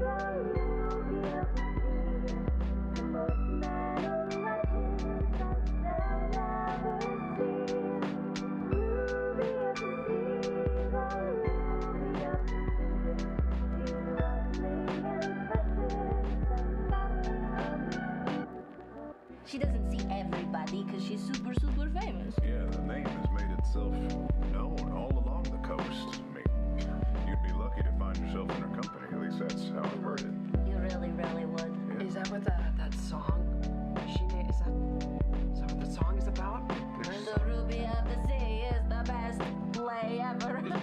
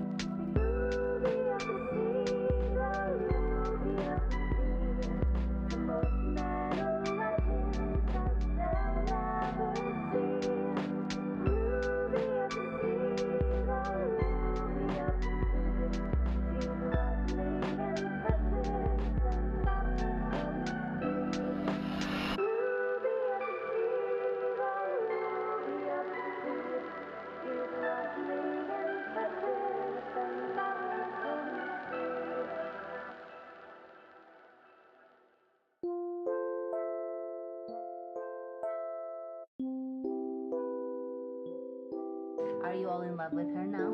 She's a striking woman. Stunning. Very impressive. Would she sing with you? You know, when you're alone? Well, yeah, she sang to me all the time. Did you sing with her? Sometimes. Mostly it was just her, though. Do you ever wish you could do what she does?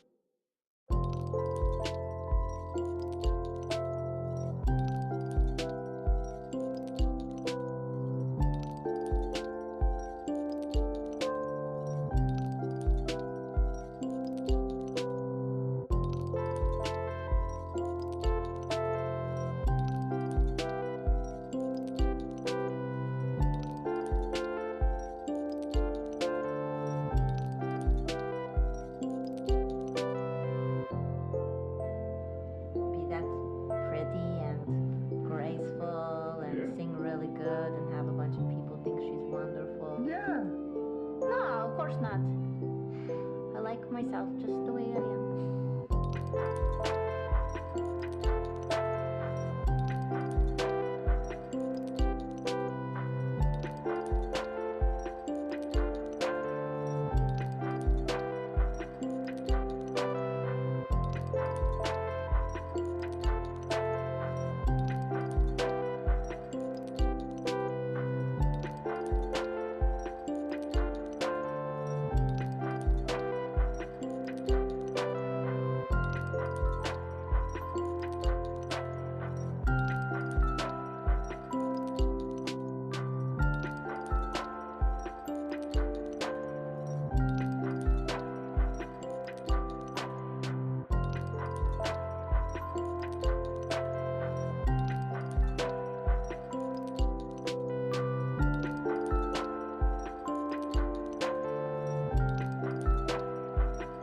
I think you're pretty and graceful and pretty graceful.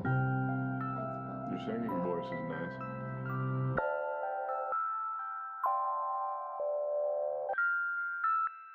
When did you hear me sing?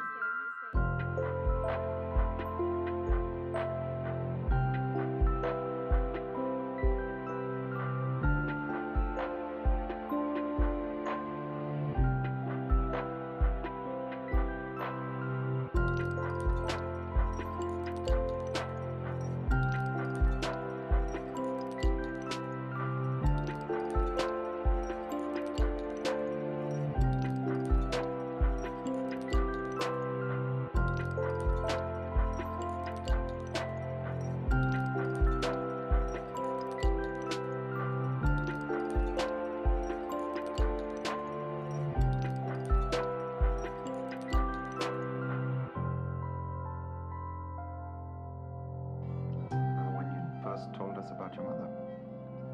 Oh, that's right. I did sing for you. You're welcome.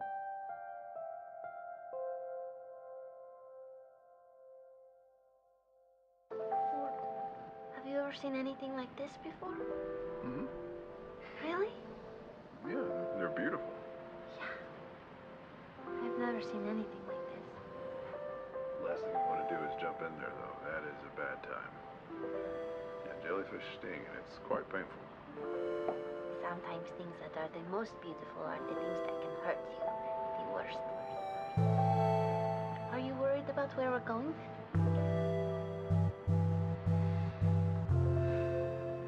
No. No, I'm more anxious to get there. The curiosity, I suppose, overrides my fear. That's good. You're not afraid that this captain is going to hurt you? No, I don't think I had gotten that far. Plus, I have this fear. Captain Vontigan doesn't. That's true. I feel like we take care of ourselves pretty well. Yeah. I promise I'll heal you if you start to hurt, okay? Thank you.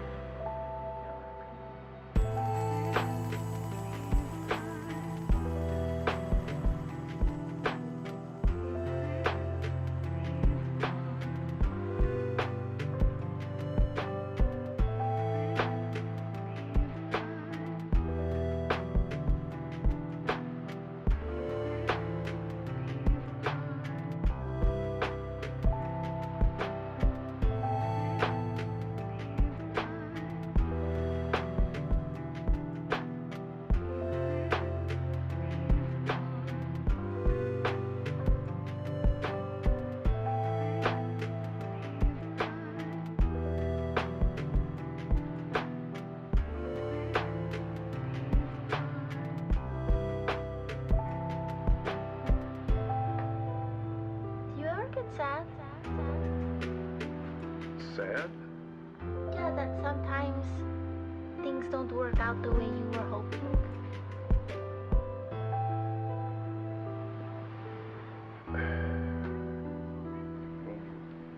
Yeah. Yeah, I suppose I get sad. Are you sad, Jester?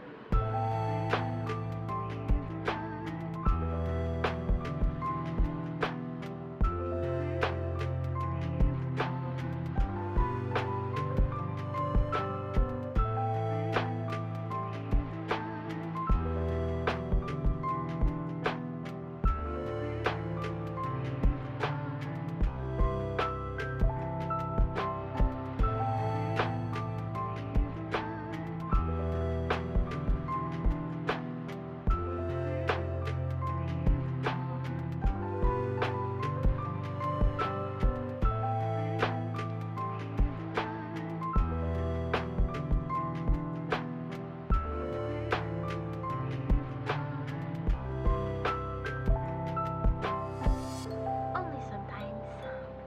But it passes really quickly. I'm sometimes sad about the things that I've had before that I won't have anymore. And I sometimes wish that things were different. What makes you sad?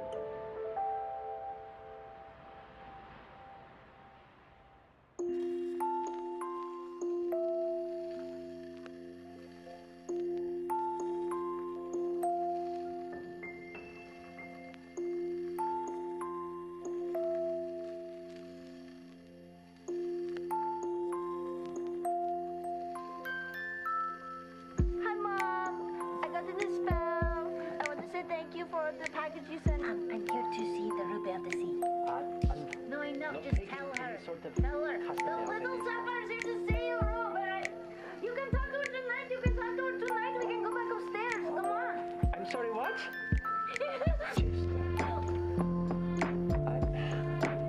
I don't know how, but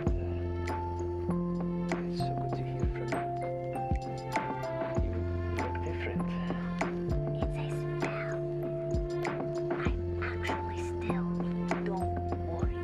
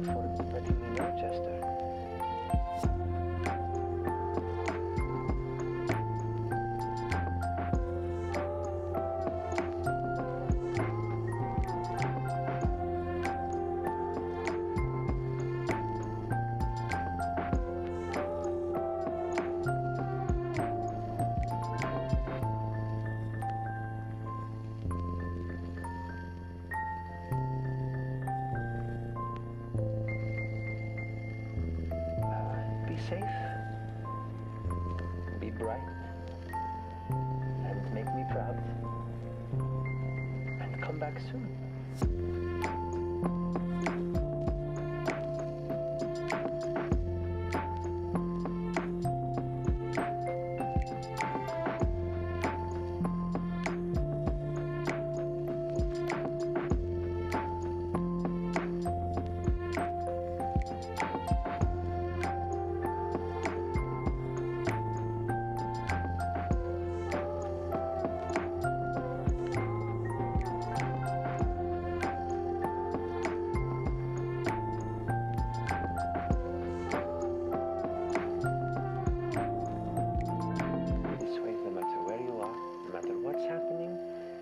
Always have the ruby with you. Thank you so much. I got you something too. What did you get me? It comes from an island in the middle of the sea. Very, very sweet. Just like your little sapphire. No.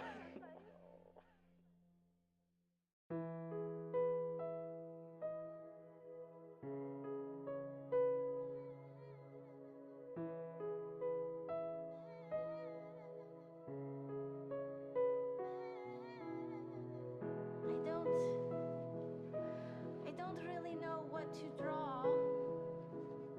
And instead I just write, why didn't you come?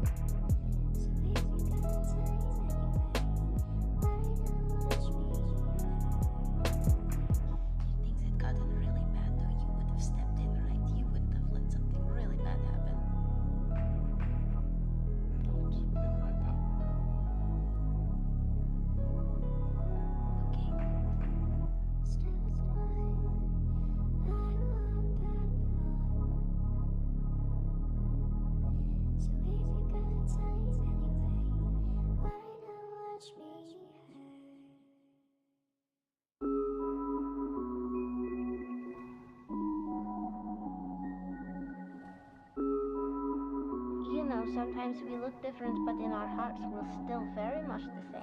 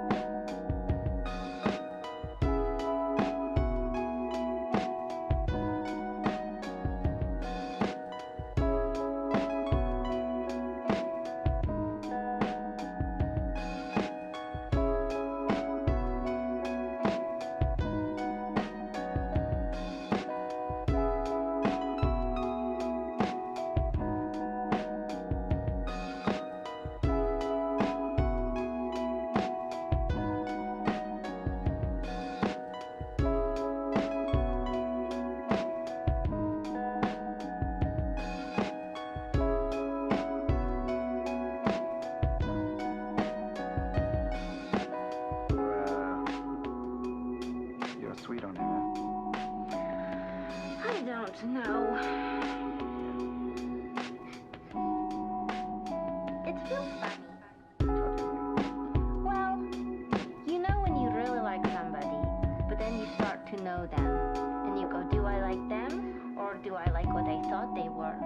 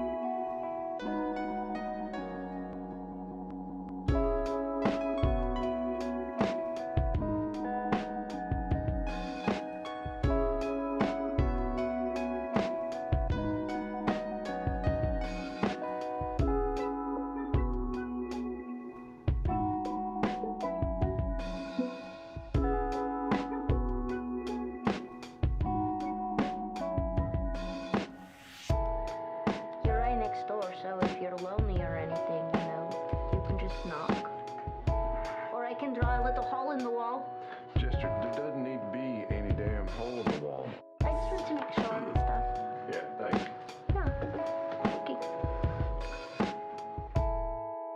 Okay.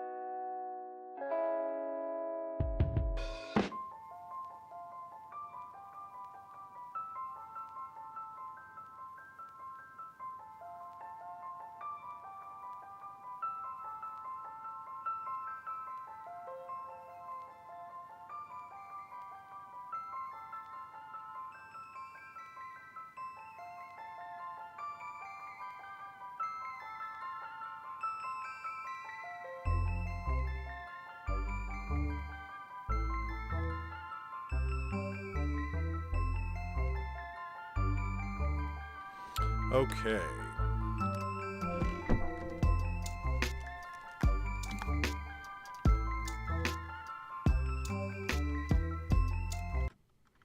Sorry for the delay.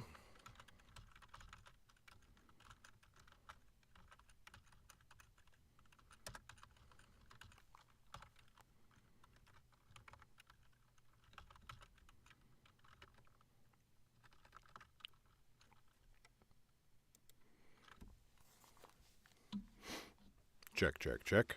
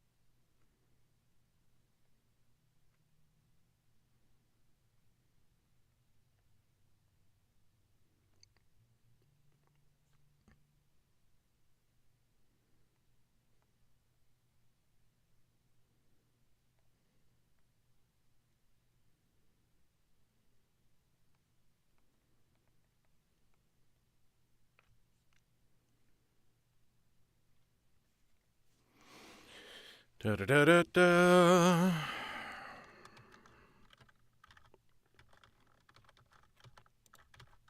Or between the necromancer and the life mage, not even Damaris could have guessed.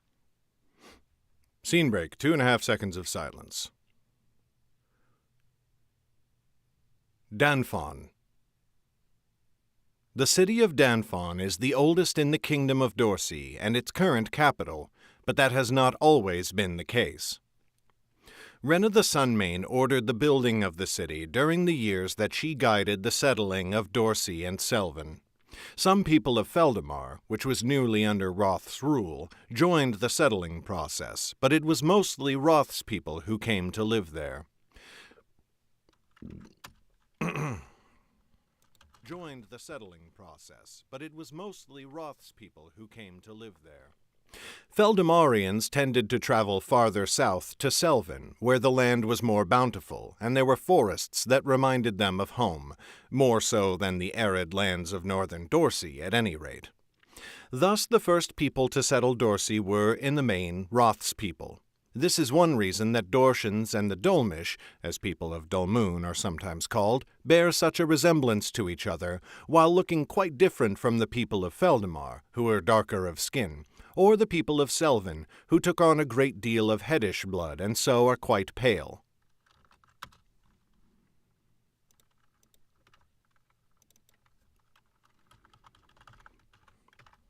Or the people of Selvin, who took on a great deal of Heddish blood and so are quite pale.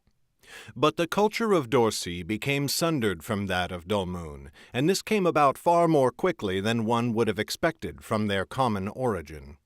This split was brought about by Underrealm's first civil war, which, depending on who told the tale, was referred to as the Sunmane Rebellion or the Scourging of the Blackheart, and was by scholars referred to more neutrally as the War of Roth's Kin.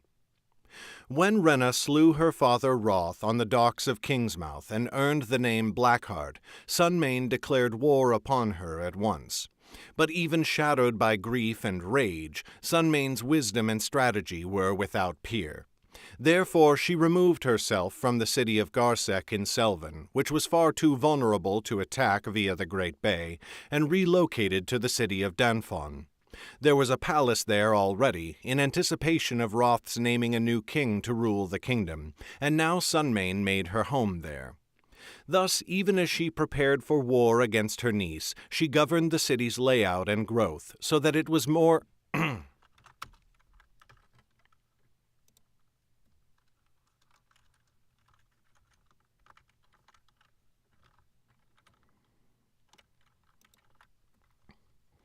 Gotta use the restroom real quick.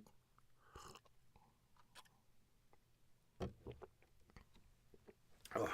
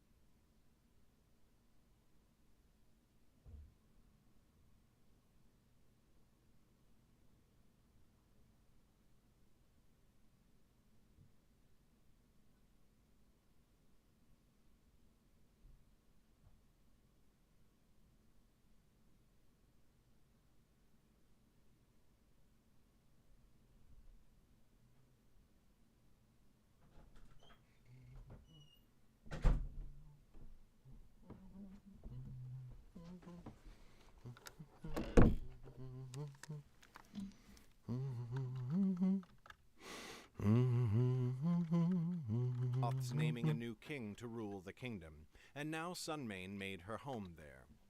Thus, even as she prepared for war against her niece, she governed the city's layout and growth so that it was more well-ordered and thoughtfully laid out than it otherwise might have been. 2, she gave charge of the city's construction to the best crafters she could find. Many of these were Feldamarians, and from them Sunmane's people learned the making of tile roofs and plaster walls, which better resisted the wildly changing temperature and sometimes torrential rains of the area. But these were refined by Dulmish aesthetics, so that the tiles were often colored a brilliant red, and the walls a pure white, a strikingly beautiful combination that became a Dortian trademark. The roofs were often pointed at the corners and curved up slightly, allowing them to be adorned with all manner of beautiful decoration, as well as, centuries later, providing a better foothold for those like Lauren of the family Nelda, who spent a great deal of time on rooftops. As the war raged on, the Sunmane was hard put to keeping her holdings in Selvin and Dorsi, which at that time was a kingdom with no name, for more pressing matters concerned her. Garsek, as Sunmane had guessed, often fell prey to Blackheart's attacks, and while Sunmane always cast her back, the city suffered much in those years. But Sunmane did not cease in the mission Roth had given her, and she sent parties of explorers to range ever further west.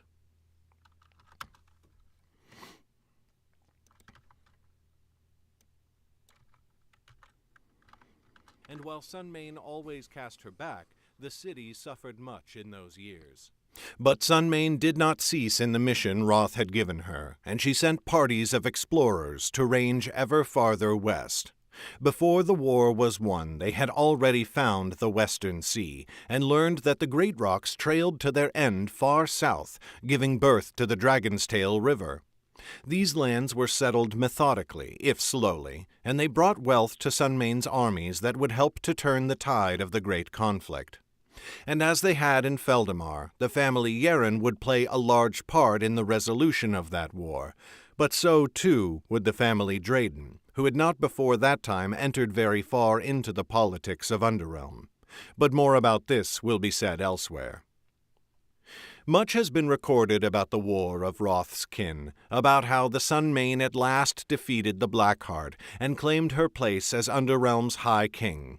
As one of her first actions after taking the throne, she at last gave the new kingdom a name, Dorsi, for it now bordered all 3 oceans of Underrealm. Selvin's rule was given to her daughter, Sylvan, while Dorsi was given to Sylvan's father, Bahati, once a lord of Feldamar, who had become one of Sunmane's most esteemed generals during the war. Bahati ruled in Danfon for the rest of his days, though it was often said that he missed his homeland to the north.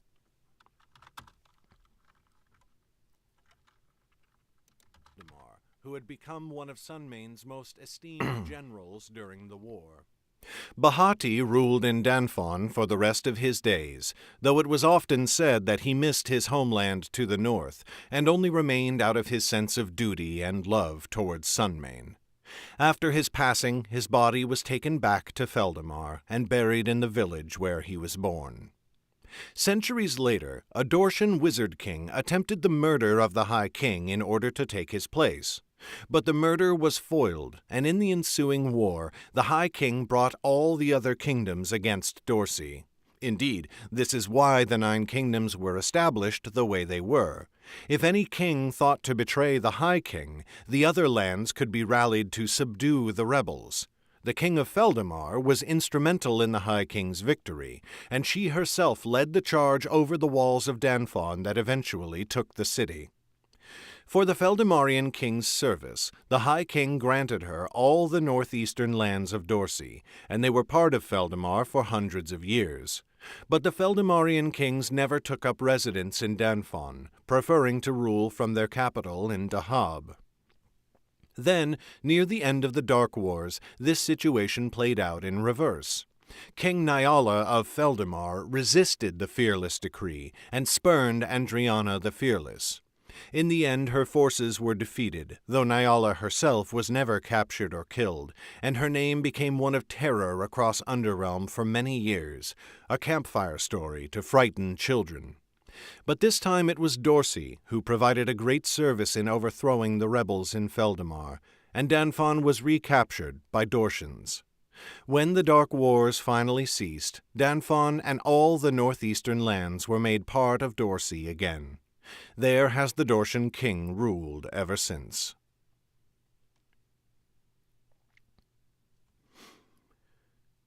Addendum D.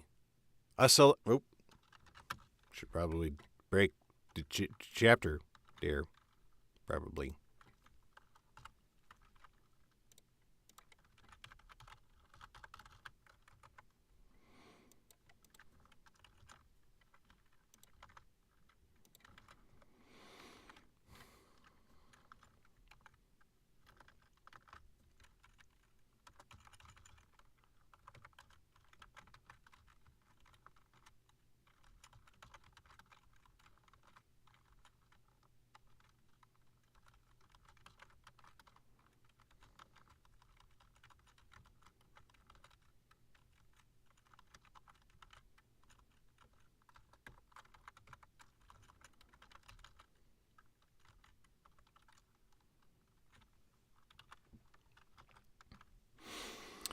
Okay.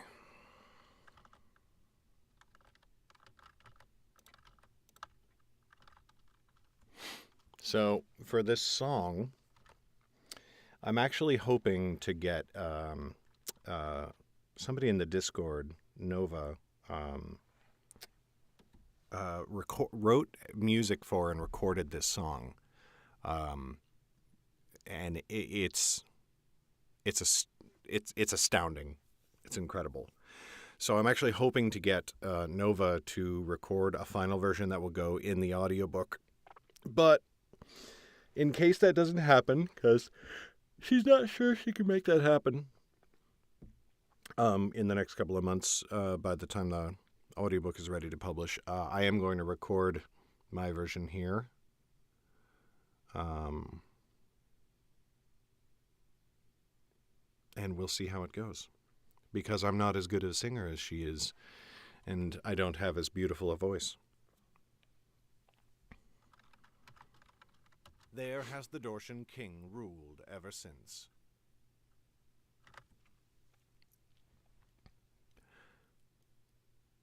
Addendum D. A selection of documents of note. The fall of Jordell of the family Adair. I am not Vale. I am not nearly good enough to do that. Not even slightly. No.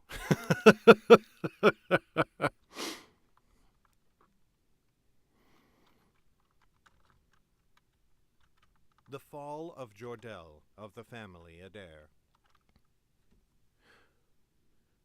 What sorrow chills the heart of we, who mourning raise our weary hands, to tragic farewell bid to he, who watchful guarded nigh the lands. O stranger, here will not you weep? No, not you, he who fell from high. His bed... Nope.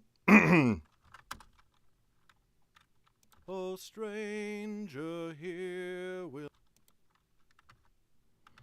No, not you, he who fell from high. His... O stranger, here... His bed a cairn, and there to sleep, and ages now to pass him by. Oh, strange his bed. No, not you, he who fell from high. his bed again, and there to sleep, and ages now to pass him by.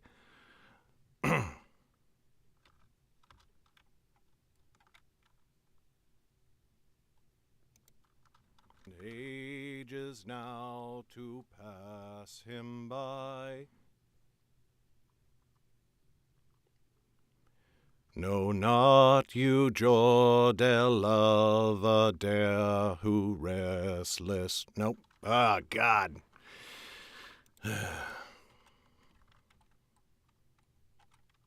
What sorrow chills? What sorrow chills? No, not you, Jordell Lavadere. By ages now to pass him by. No, not you, Jordell Lavadere, who restless walked the miles long, his arm of might, his silver hair, his blade that shone, his armor strong, for none could know a heart so bold, or kindness in such measure great, but weep to see him lying cold, forever master of his fate. For though he saw along his trail, and well knew he the fate that loomed, with head held high in shining mail, Jordell rode on to meet his doom. And so your weeping bring to close, let courage firm your tears allay. Jordell his bier in shadow chose, to bring us all through night to day. This song was heard by Lauren's party just south of the Birchwood, as they pursued Damaris after their time in Danfon. A woman sang it in a tavern where Lauren had stopped for the night. As soon as they heard Jordell's name, they all stopped to stare at the singer, transfixed. Jem's eyes shone with wonder. "That is Alburn's song," he said. Lauren frowned at him. "Do not be stupid, Jem. Of course it is not Alburn's song." "It is," insisted Jem. "I heard him sing. I heard him talk. Those are his words." Annis cocked her head as she regarded him. "It does sound like something Alburn might have sung, stirring, if a bit plain-spoken. But, Jem, in Northwood—" "I know what happened in Northwood," said Jem, his nostrils flaring. "I was there. But still I say that is Alburn's song." "Jem, it cannot be," said Lauren. He fell." "Then he wrote it before Northwood was attacked," said Jem, his hands balling to fists. Tears filled his eyes, threatening to spill. "I am telling you that Alburn wrote that song, and I will not be called a—" His words cut off as Lauren pulled him into an embrace. Now that no one could see his face, Lauren let himself weep, clutching Lauren's shirt. "You are right," said Lauren quietly. "It is Alburn's song. It is." After some time, Jem went to the woman in the— Woman? "Well, actually, hold on," said Lauren quietly. "It is Alburn's song. It is." After some time, Jem went to the woman in the corner and learned the words from her, and Lauren would often hear him humming the tune upon the road.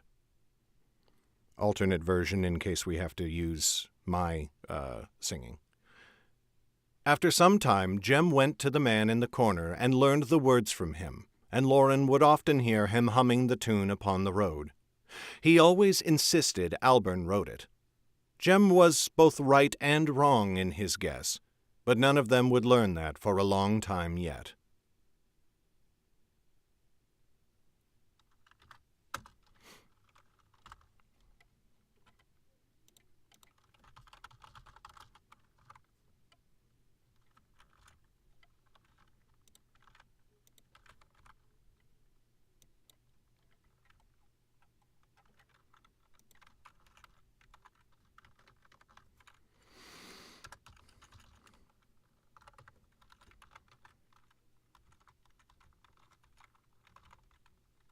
That's not possible.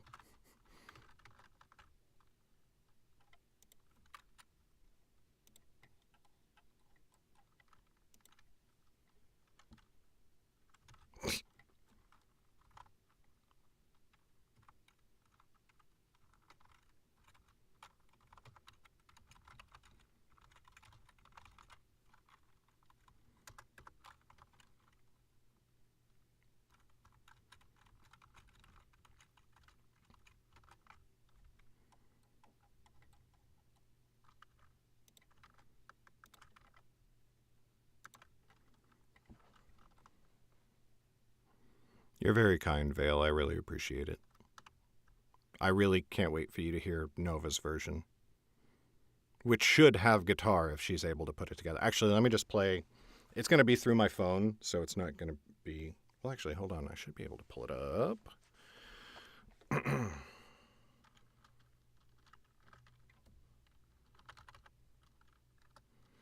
But I want you to hear the version that I want in the book so that you can understand why and how badly I want it. Ah, shit. Where is it?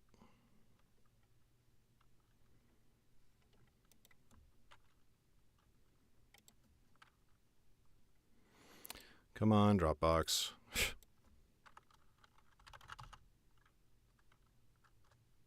Here we go.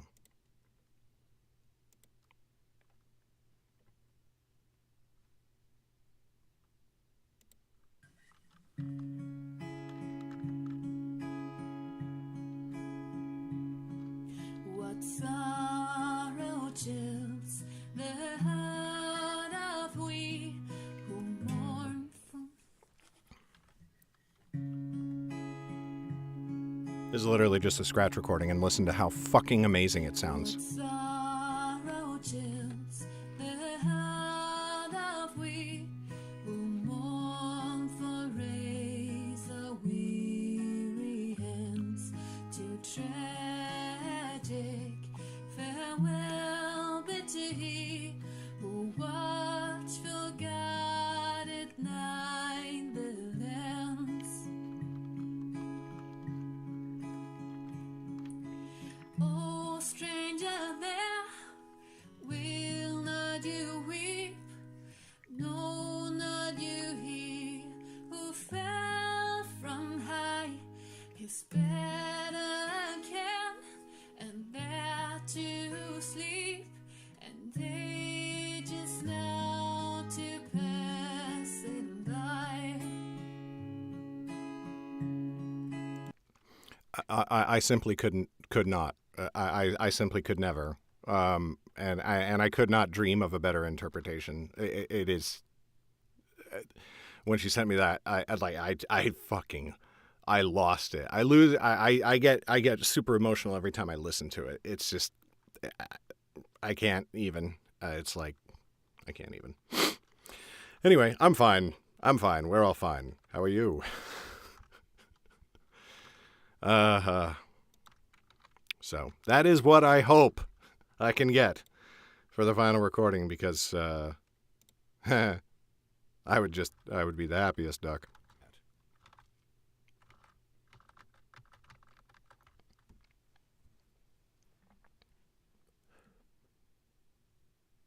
Letters concerning the Battle of Wellmont. Year of Underrealm 1312. 28 Septus. Captain Triskin, I saw something today here in Wellmont that I cannot explain. I do not know if it is important or not, but you said to inform you of any development, no matter how small it may seem. It happened during another attack by the Dorshans. They stormed the southern wall as they have done before, but this time the city had a sortie ready, and they met the Dorshans on the plains south of the city. I was stationed on the walls. You will remember that I am placed in Wellmont's city guard. I saw the Dorshans fall upon the Selvan soldiers and divide them up. One group of Selvans seemed pinned against a ridge in the land by a small party of Dorshan horsemen. I thought them doomed and turned my attention away, but a few moments later there was a flash of light, blinding even from where I stood on the wall. I turned back. The Selvans had somehow repelled the Dorshans, all of whom lay dead or stunned, but only 2 Selvan soldiers had survived. I saw them stumbling back towards the wall, one supporting the other, who seemed injured. I did not know the 2 figures, but they were clearly mercenaries. What is strange is that I did not think the mercenaries in Wellmont had any wizards among their ranks. Yet the flash I saw was akin to mage light, though I have never seen it shine so bright. I have been unable to learn the names of these 2 mercenaries, but I will continue to search unless I receive word from you to abandon this matter. Forgive me if this is any trouble. I know you and my brethren have enough to do in the Great Rocks. Your faithful servant, Rorik of the family Heln. 28 Septus. Chancellor Endil, Captain Jordell rode from the city today, taking with him a half-dozen of our brothers, including Vivian. The captain did not tell us where he was going, though he said he would be back. He rode off with an urchin boy behind him on the saddle, oddly enough. Our order's position at Wellmont remains secure. The Dorshans show no indication of interest in us beyond our location in the city, and I will of course inform you if that situation should change in any regard. A small aside, if you will forgive me. Something odd happened during today's battle. It seems a wizard has been hiding in the ranks of the mercenaries hired by the mayor. They were among the sortie that fought the Dorshans outside the walls, and a party of them became separated and surrounded. There was a flash of what I am sure was mage light, more powerful than any I have ever seen, and the Dorshans were struck down. It must have been mentalism, for I could see no burns or other signs of elementalism. Only 2 of the mercenaries escaped, and so I think one of them must be the wizard.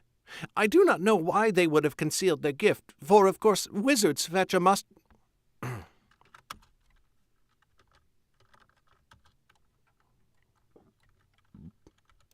I do not know... Only 2 of the mercenaries escaped, and so I think one of them must be the wizard. I do not know why they would have concealed their gift, for of course wizards fetch a much higher price than simple soldiers. In any case, I am sure you wonder why I would write you about this, for while unusual, it hardly seems noteworthy. But when the mercenaries returned to the city, I spotted that one of them had the mark of the family Drayden upon his arm. He was injured, though it did not seem life-threatening. I could not tell, of course, whether it was he or his companion who was the wizard, though if I had to guess, I would say it was the Drayden, for he is of slimmer build and more bookish-looking, if you take me. His companion is a brawny woman who I am quite sure would be able to lift me above her head. She carries a sword that seems much too fine for a common foot soldier in a mercenary army. An unknown Drayden wizard was just odd enough, I thought, to warrant mentioning. I hope Feldemar is treating you well, though I do not envy your presence there during the heat of this summer. Only in watchfulness lies safety. Vela of the family Person, Knight of the Mystic Order. 29 Septus. Chancellor Endil, I am sorry to send another letter so quickly, but something has happened. Vivian returned to Wellmont badly injured, burned by dark fire. She reported that the wizard Zane of the family Foridar is an eater of mage stones. All the mystics in her company were slain trying to bring Zane down, all but Jordell, who she says joined Zane and now rides at his side. This is hard for me to believe, but Vivian has no reason to lie, and has always been a fiercely loyal servant of our order. I fear the Chancellor here means to throw Jordell out of our order. Doubtless word of this would have reached you in time, but I wanted to send a letter as quickly as I could. Only in watchfulness lies safety. Vela of the family person, Knight of the Mystic Order. 30 Septus. Chancellor Endil, I must apologize again most profusely for the frequency of my messages to you. I hope you will understand that I would not bother you so unless I thought it was important. I mentioned 2 mercenaries in my letter of 2 days ago. They left Wellmont just this morning. From what I have been able to gather, they purchased supplies at an exorbitant price, for all goods are more expensive due to the invaders, and also hired 2 lovers from a guild here in the city. They then set out from Wellmont, though I am unable to find out how they did so, since the gates are barred. It is possible they snuck out through the West River Gate, which is not yet fully repaired after that wizard Zane blasted it open. Or mayhap they escaped over the wall. We know that one of them is a wizard, and mayhap they have some clever spell beyond my knowledge. But they headed southeast, and were spotted by city guards shortly before they were out of sight. I cannot say why, but this has troubled me ever since I learned of it. In any case, I hope my letters have been no trouble, and that the information is useful. Only in watchfulness lies safety. Vela of the family person, Knight of the Mystic Order. 30 Septus. Dearest Matron Mangus, I hope this letter reaches you before you require it. With the battle here in Wellmont, the roads are fraught. 2 of my lovers were hired for a journey. Their names are Kara of the family Aldun and Ombi of the family Unde. Kara is dark and well-muscled, and her hair juts a few fingers from her head. Ombi is fair of skin, with dark brown hair and blue eyes. The customers were named Oris and Philip, though the second one goes by Flip. They are mercenaries who fought here in Wellmont, or I should say they were, since they have left the city. Oris is tall and broad. The sun has browned her skin and lightened her hair, which she often wears in a little tail. She wore a blue vest and carried an exquisite sword. Philip wears fine clothing, a purple jacket when last I saw him, and has hair to his shoulders. Though he tried very hard to hide it, he is a Drayden. I have no reason to suspect either of them of wrongdoing. They have been frequent customers here for the last 2 weeks, and they have never treated any lover with even the slightest ill manners. Both seem more than capable warriors, and I think the Drayden may be a wizard. They will not fall victim to some stray bandit in the wild. Yet I am concerned for Kara and Ombi, for the roads are dangerous now. Ombi in particular has been with me for many years, and I hate to think of him in danger. But they were most...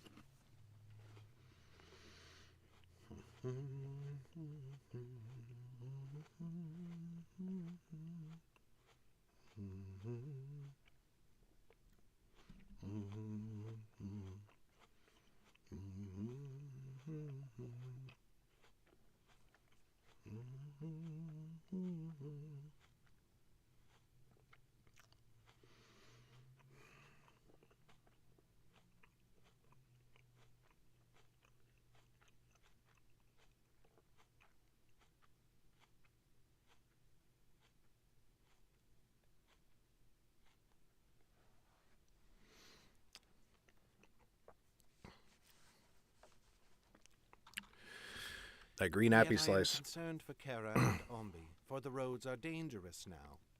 Ombi in particular has been with me for many years, and I hate to think of him in danger. But they were most eager to be off. They claimed they wanted to be away from the city during the fighting, but I call that a lie. Business has been excellent, as you can guess, and of course the Dorshans would never think to harm anyone within my blue door. I think they were both hungry for an adventure, as they saw it. I only hope neither of them comes to regret it. Keep an eye out for them, will you? And please write me the moment you hear anything. The mercenaries said they were heading for Canlena, and I told them to see you the moment they had arrived, so that they could account for the safety of our lovers. They understand the severity of their contract. I wait eagerly to hear from you. With my love, Kenlin, Matron of the Blue Door. 6 Octus. What the fuck does Triskin sound like?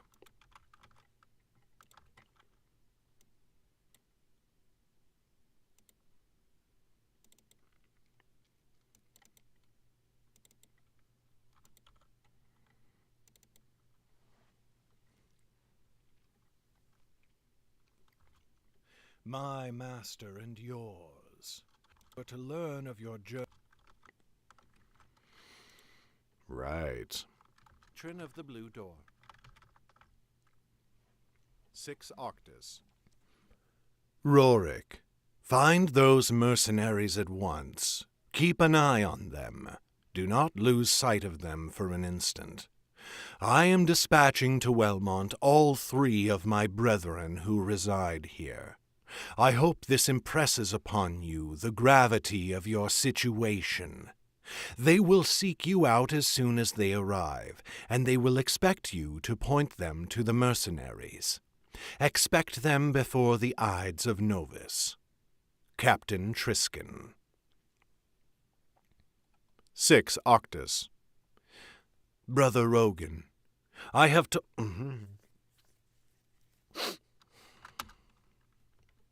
Rogan, I have to... Captain Triskin. 6 Octus. Brother Rogan, I have told Father of the news from Wellmont, and I know he will have spoken to you already. He asked me to arrange details with you by letter, for it tires him so to speak to us across such a distance. My soldiers are yours to command. Tell me how many to send, and they will reach the Birchwood within a fortnight. If you think it urgent enough, I will send them by the open road instead of the secret one, and then they can be yours in only a few days. We need few swords here to guard the place, for the satyrs and harpies watch all roads south. I ask only this: if it is possible, find a place for me in the hunt. If this is what Father thinks it could be, I do not wish to sit here in the Great Rocks and wait for others to earn glory. Please, brother. Until life ends. Triskin. 11 Octus. My dearest Triskin, send half the soldiers under your command, but send them by the secret way. There is no guarantee of what happened in Wellmont yet, and we must not show our hand too soon. Brother, you are a warmth in my heart, as Father often says we are in his. You must be patient. The glory will be no greater for the hunters than for those who guard the home with ready spear. The day will not long be in coming when we gather with all our brothers and sisters and stand on the open field of battle, all together. Until then, we must... Our brothers and sisters and stand on the open field of battle, all together. Until then, we must each play our part. Our greatest duty now is to draw Ennelin's eye away from Wellmont at all costs. If it is what we hope, she cannot know what we have learned. All costs. If it is what we hope, she cannot know what we have learned. Father and I have a plan for this, and all have their role to play. That includes you and your servants in the Great Rocks, where you must remain for now. I love you for your loyalty and for your eagerness both, but let the latter give way to the former, until Father calls upon you. Until life ends. Rogan. 18 Octus. Kinvella, I wonder at your understanding of what other people think you mean when you offer a small aside. I would be more likely to forgive it, as you requested, if it were not longer than all the rest of your letter. And as might be expected, you took what was most important in your message and couched it in offhanded language. 2 things you must do at once. The first is to find and keep an eye on those mercenaries. Do not lose track of them for any reason. I am sending one of my agents to you. She is a knight of our order named Sylvan. Provide her whatever assistance she requires. The second thing you must do is tell Jordell what you have told me, if he does not already know. I have rarely given you a command more urgent. Do not fail me.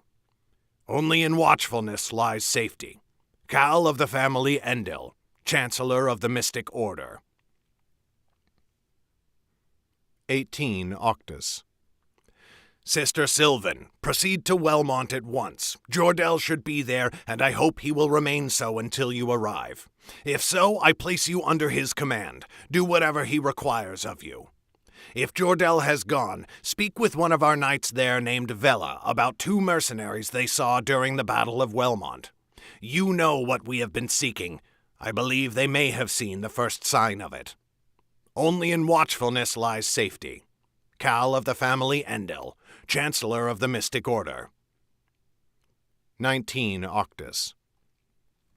Kin Vela, you would do well to find some way of communicating your blunders without driving the reader into fits of exasperated anger, especially when the delay of your letter's journey makes it impossible for me to correct your foolery in any reasonable amount of time. You must find Jordell. Find him at once and spare no expense or effort in the search. Disobey your captain if you must, and I will take responsibility for any consequences you face. You must tell Jordell everything you know about the mercenaries. Only in watchfulness lies safety. Cal of the family Endil, Chancellor of the Mystic Order. 20. Nope. Lies safety. Cal of the family Endil, Chancellor of the Mystic Order. 20 Octus. Kin Vela, I hope you have shown at least a spark of wit and initiative, and either found Jordell already or had some of your people go after the mercenaries. If not, on your head be whatever darkness is to come. I am leaving Ammon to search for Jordell. If you do not locate him first, I hope to meet him on his road to Ammon, for I am sure that is where he is bound. If I find him in time, and if you aid Sylvan when she reaches you, we may yet have a chance to bring the 9 lands back from the brink of darkness. If not, I will at least ensure we all die in the attempt. Only in watchfulness lies safety, or at least the hope of it. Cal of the family Endil, Chancellor of the Mystic Order.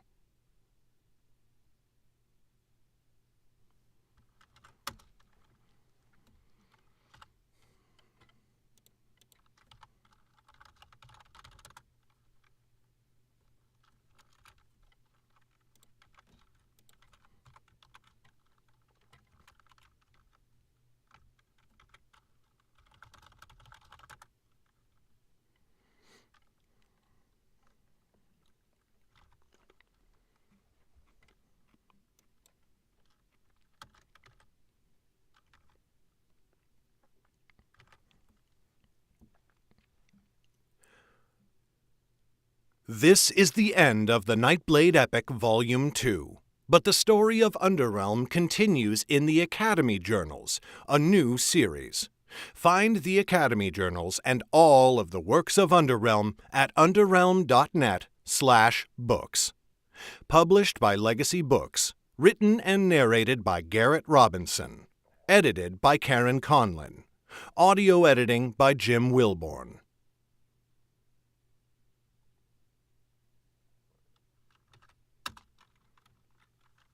That shit is done.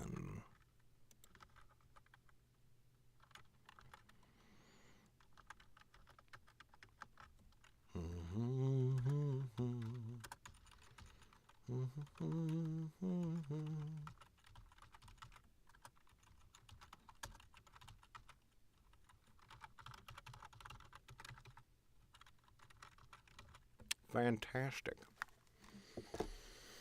Oh my God, so hot in here.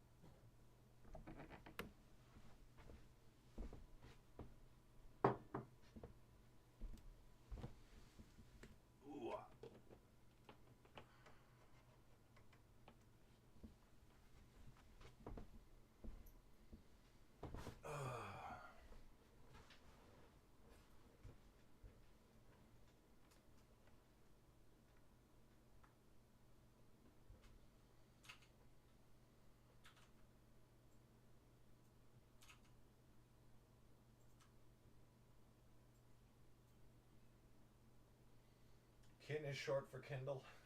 Kindle Vella. It's funny as that was written years before Vella was a glimmer in Amazon's eye.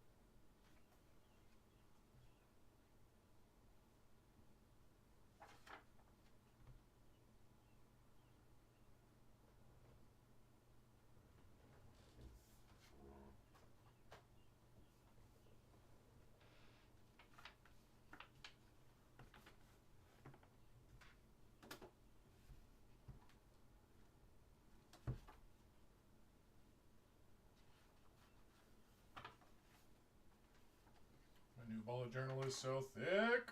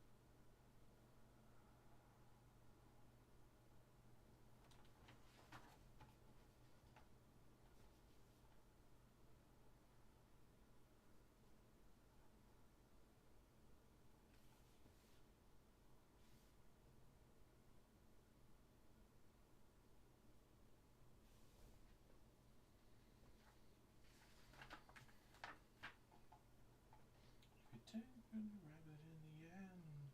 Think twice, then pretend. You could just.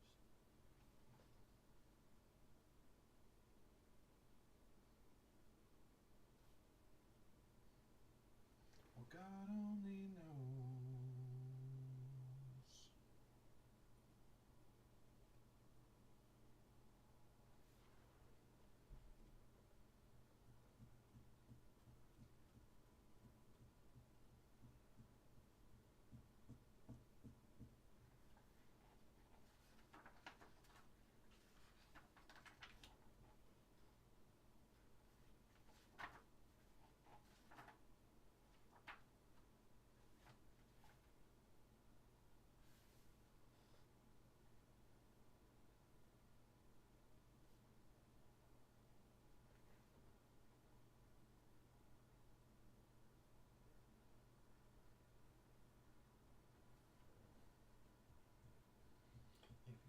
It's a rabbit in the end. Think twice, then pretend to reject. Is the best. Think like a monkey or a man. God only knows.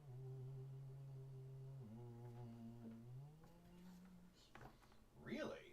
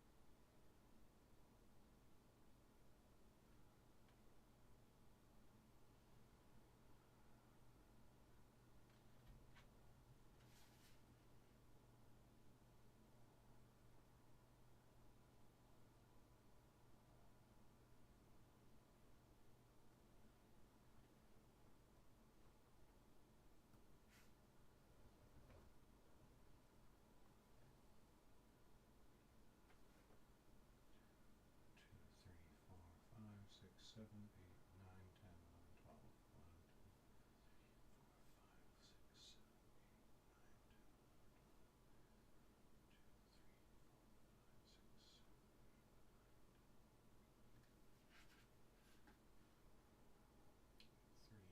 4, 5, 6, 7, 8,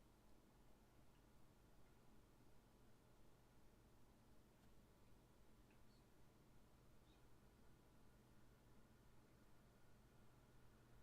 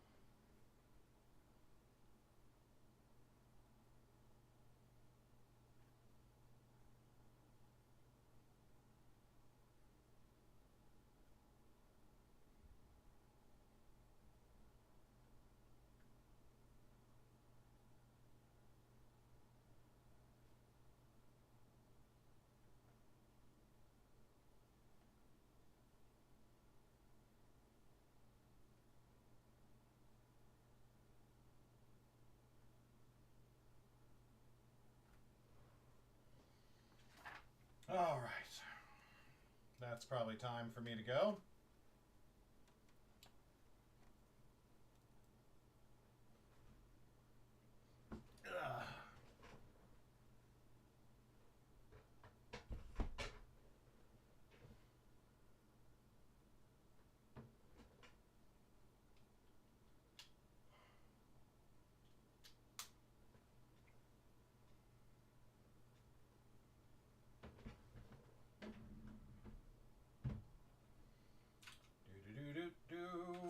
Who are we raiding?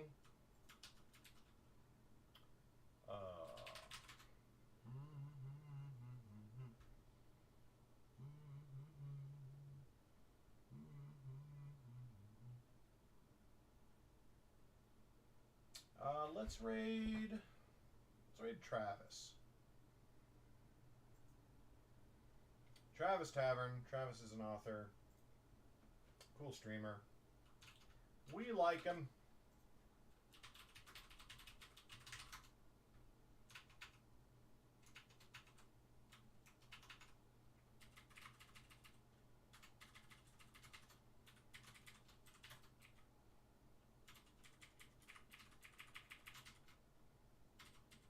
Very nice. Getting a strong start to the month.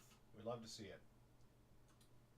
Say hi to Travis for me. I will be back tomorrow. We are going to be doing admin again.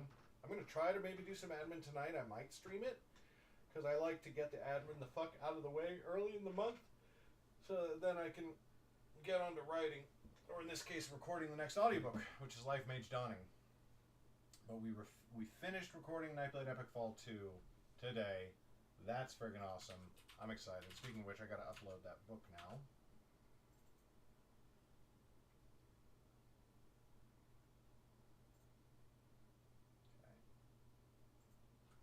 Okay.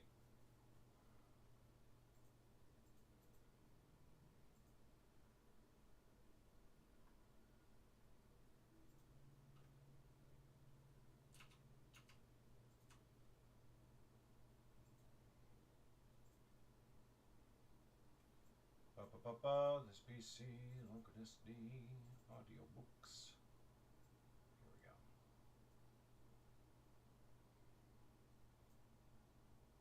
Okay, and that is now, that audiobook is uploading. We'll be able to send it. And raid begins now. Thanks for watching. Bye.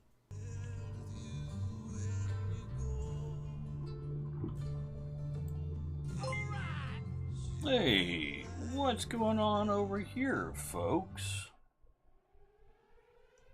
It looks like the tavern is getting raided, folks. That's right. Inconceivable! Really? Surely you can't be serious. I am. I am serious. And don't call me Shirley. Welcome, raiders, and thank you for joining your streamer here in the tavern, grabbing those extra channel points in the process. I just really hope that you... Have fun storming the castle! But I'm a bit of a cranky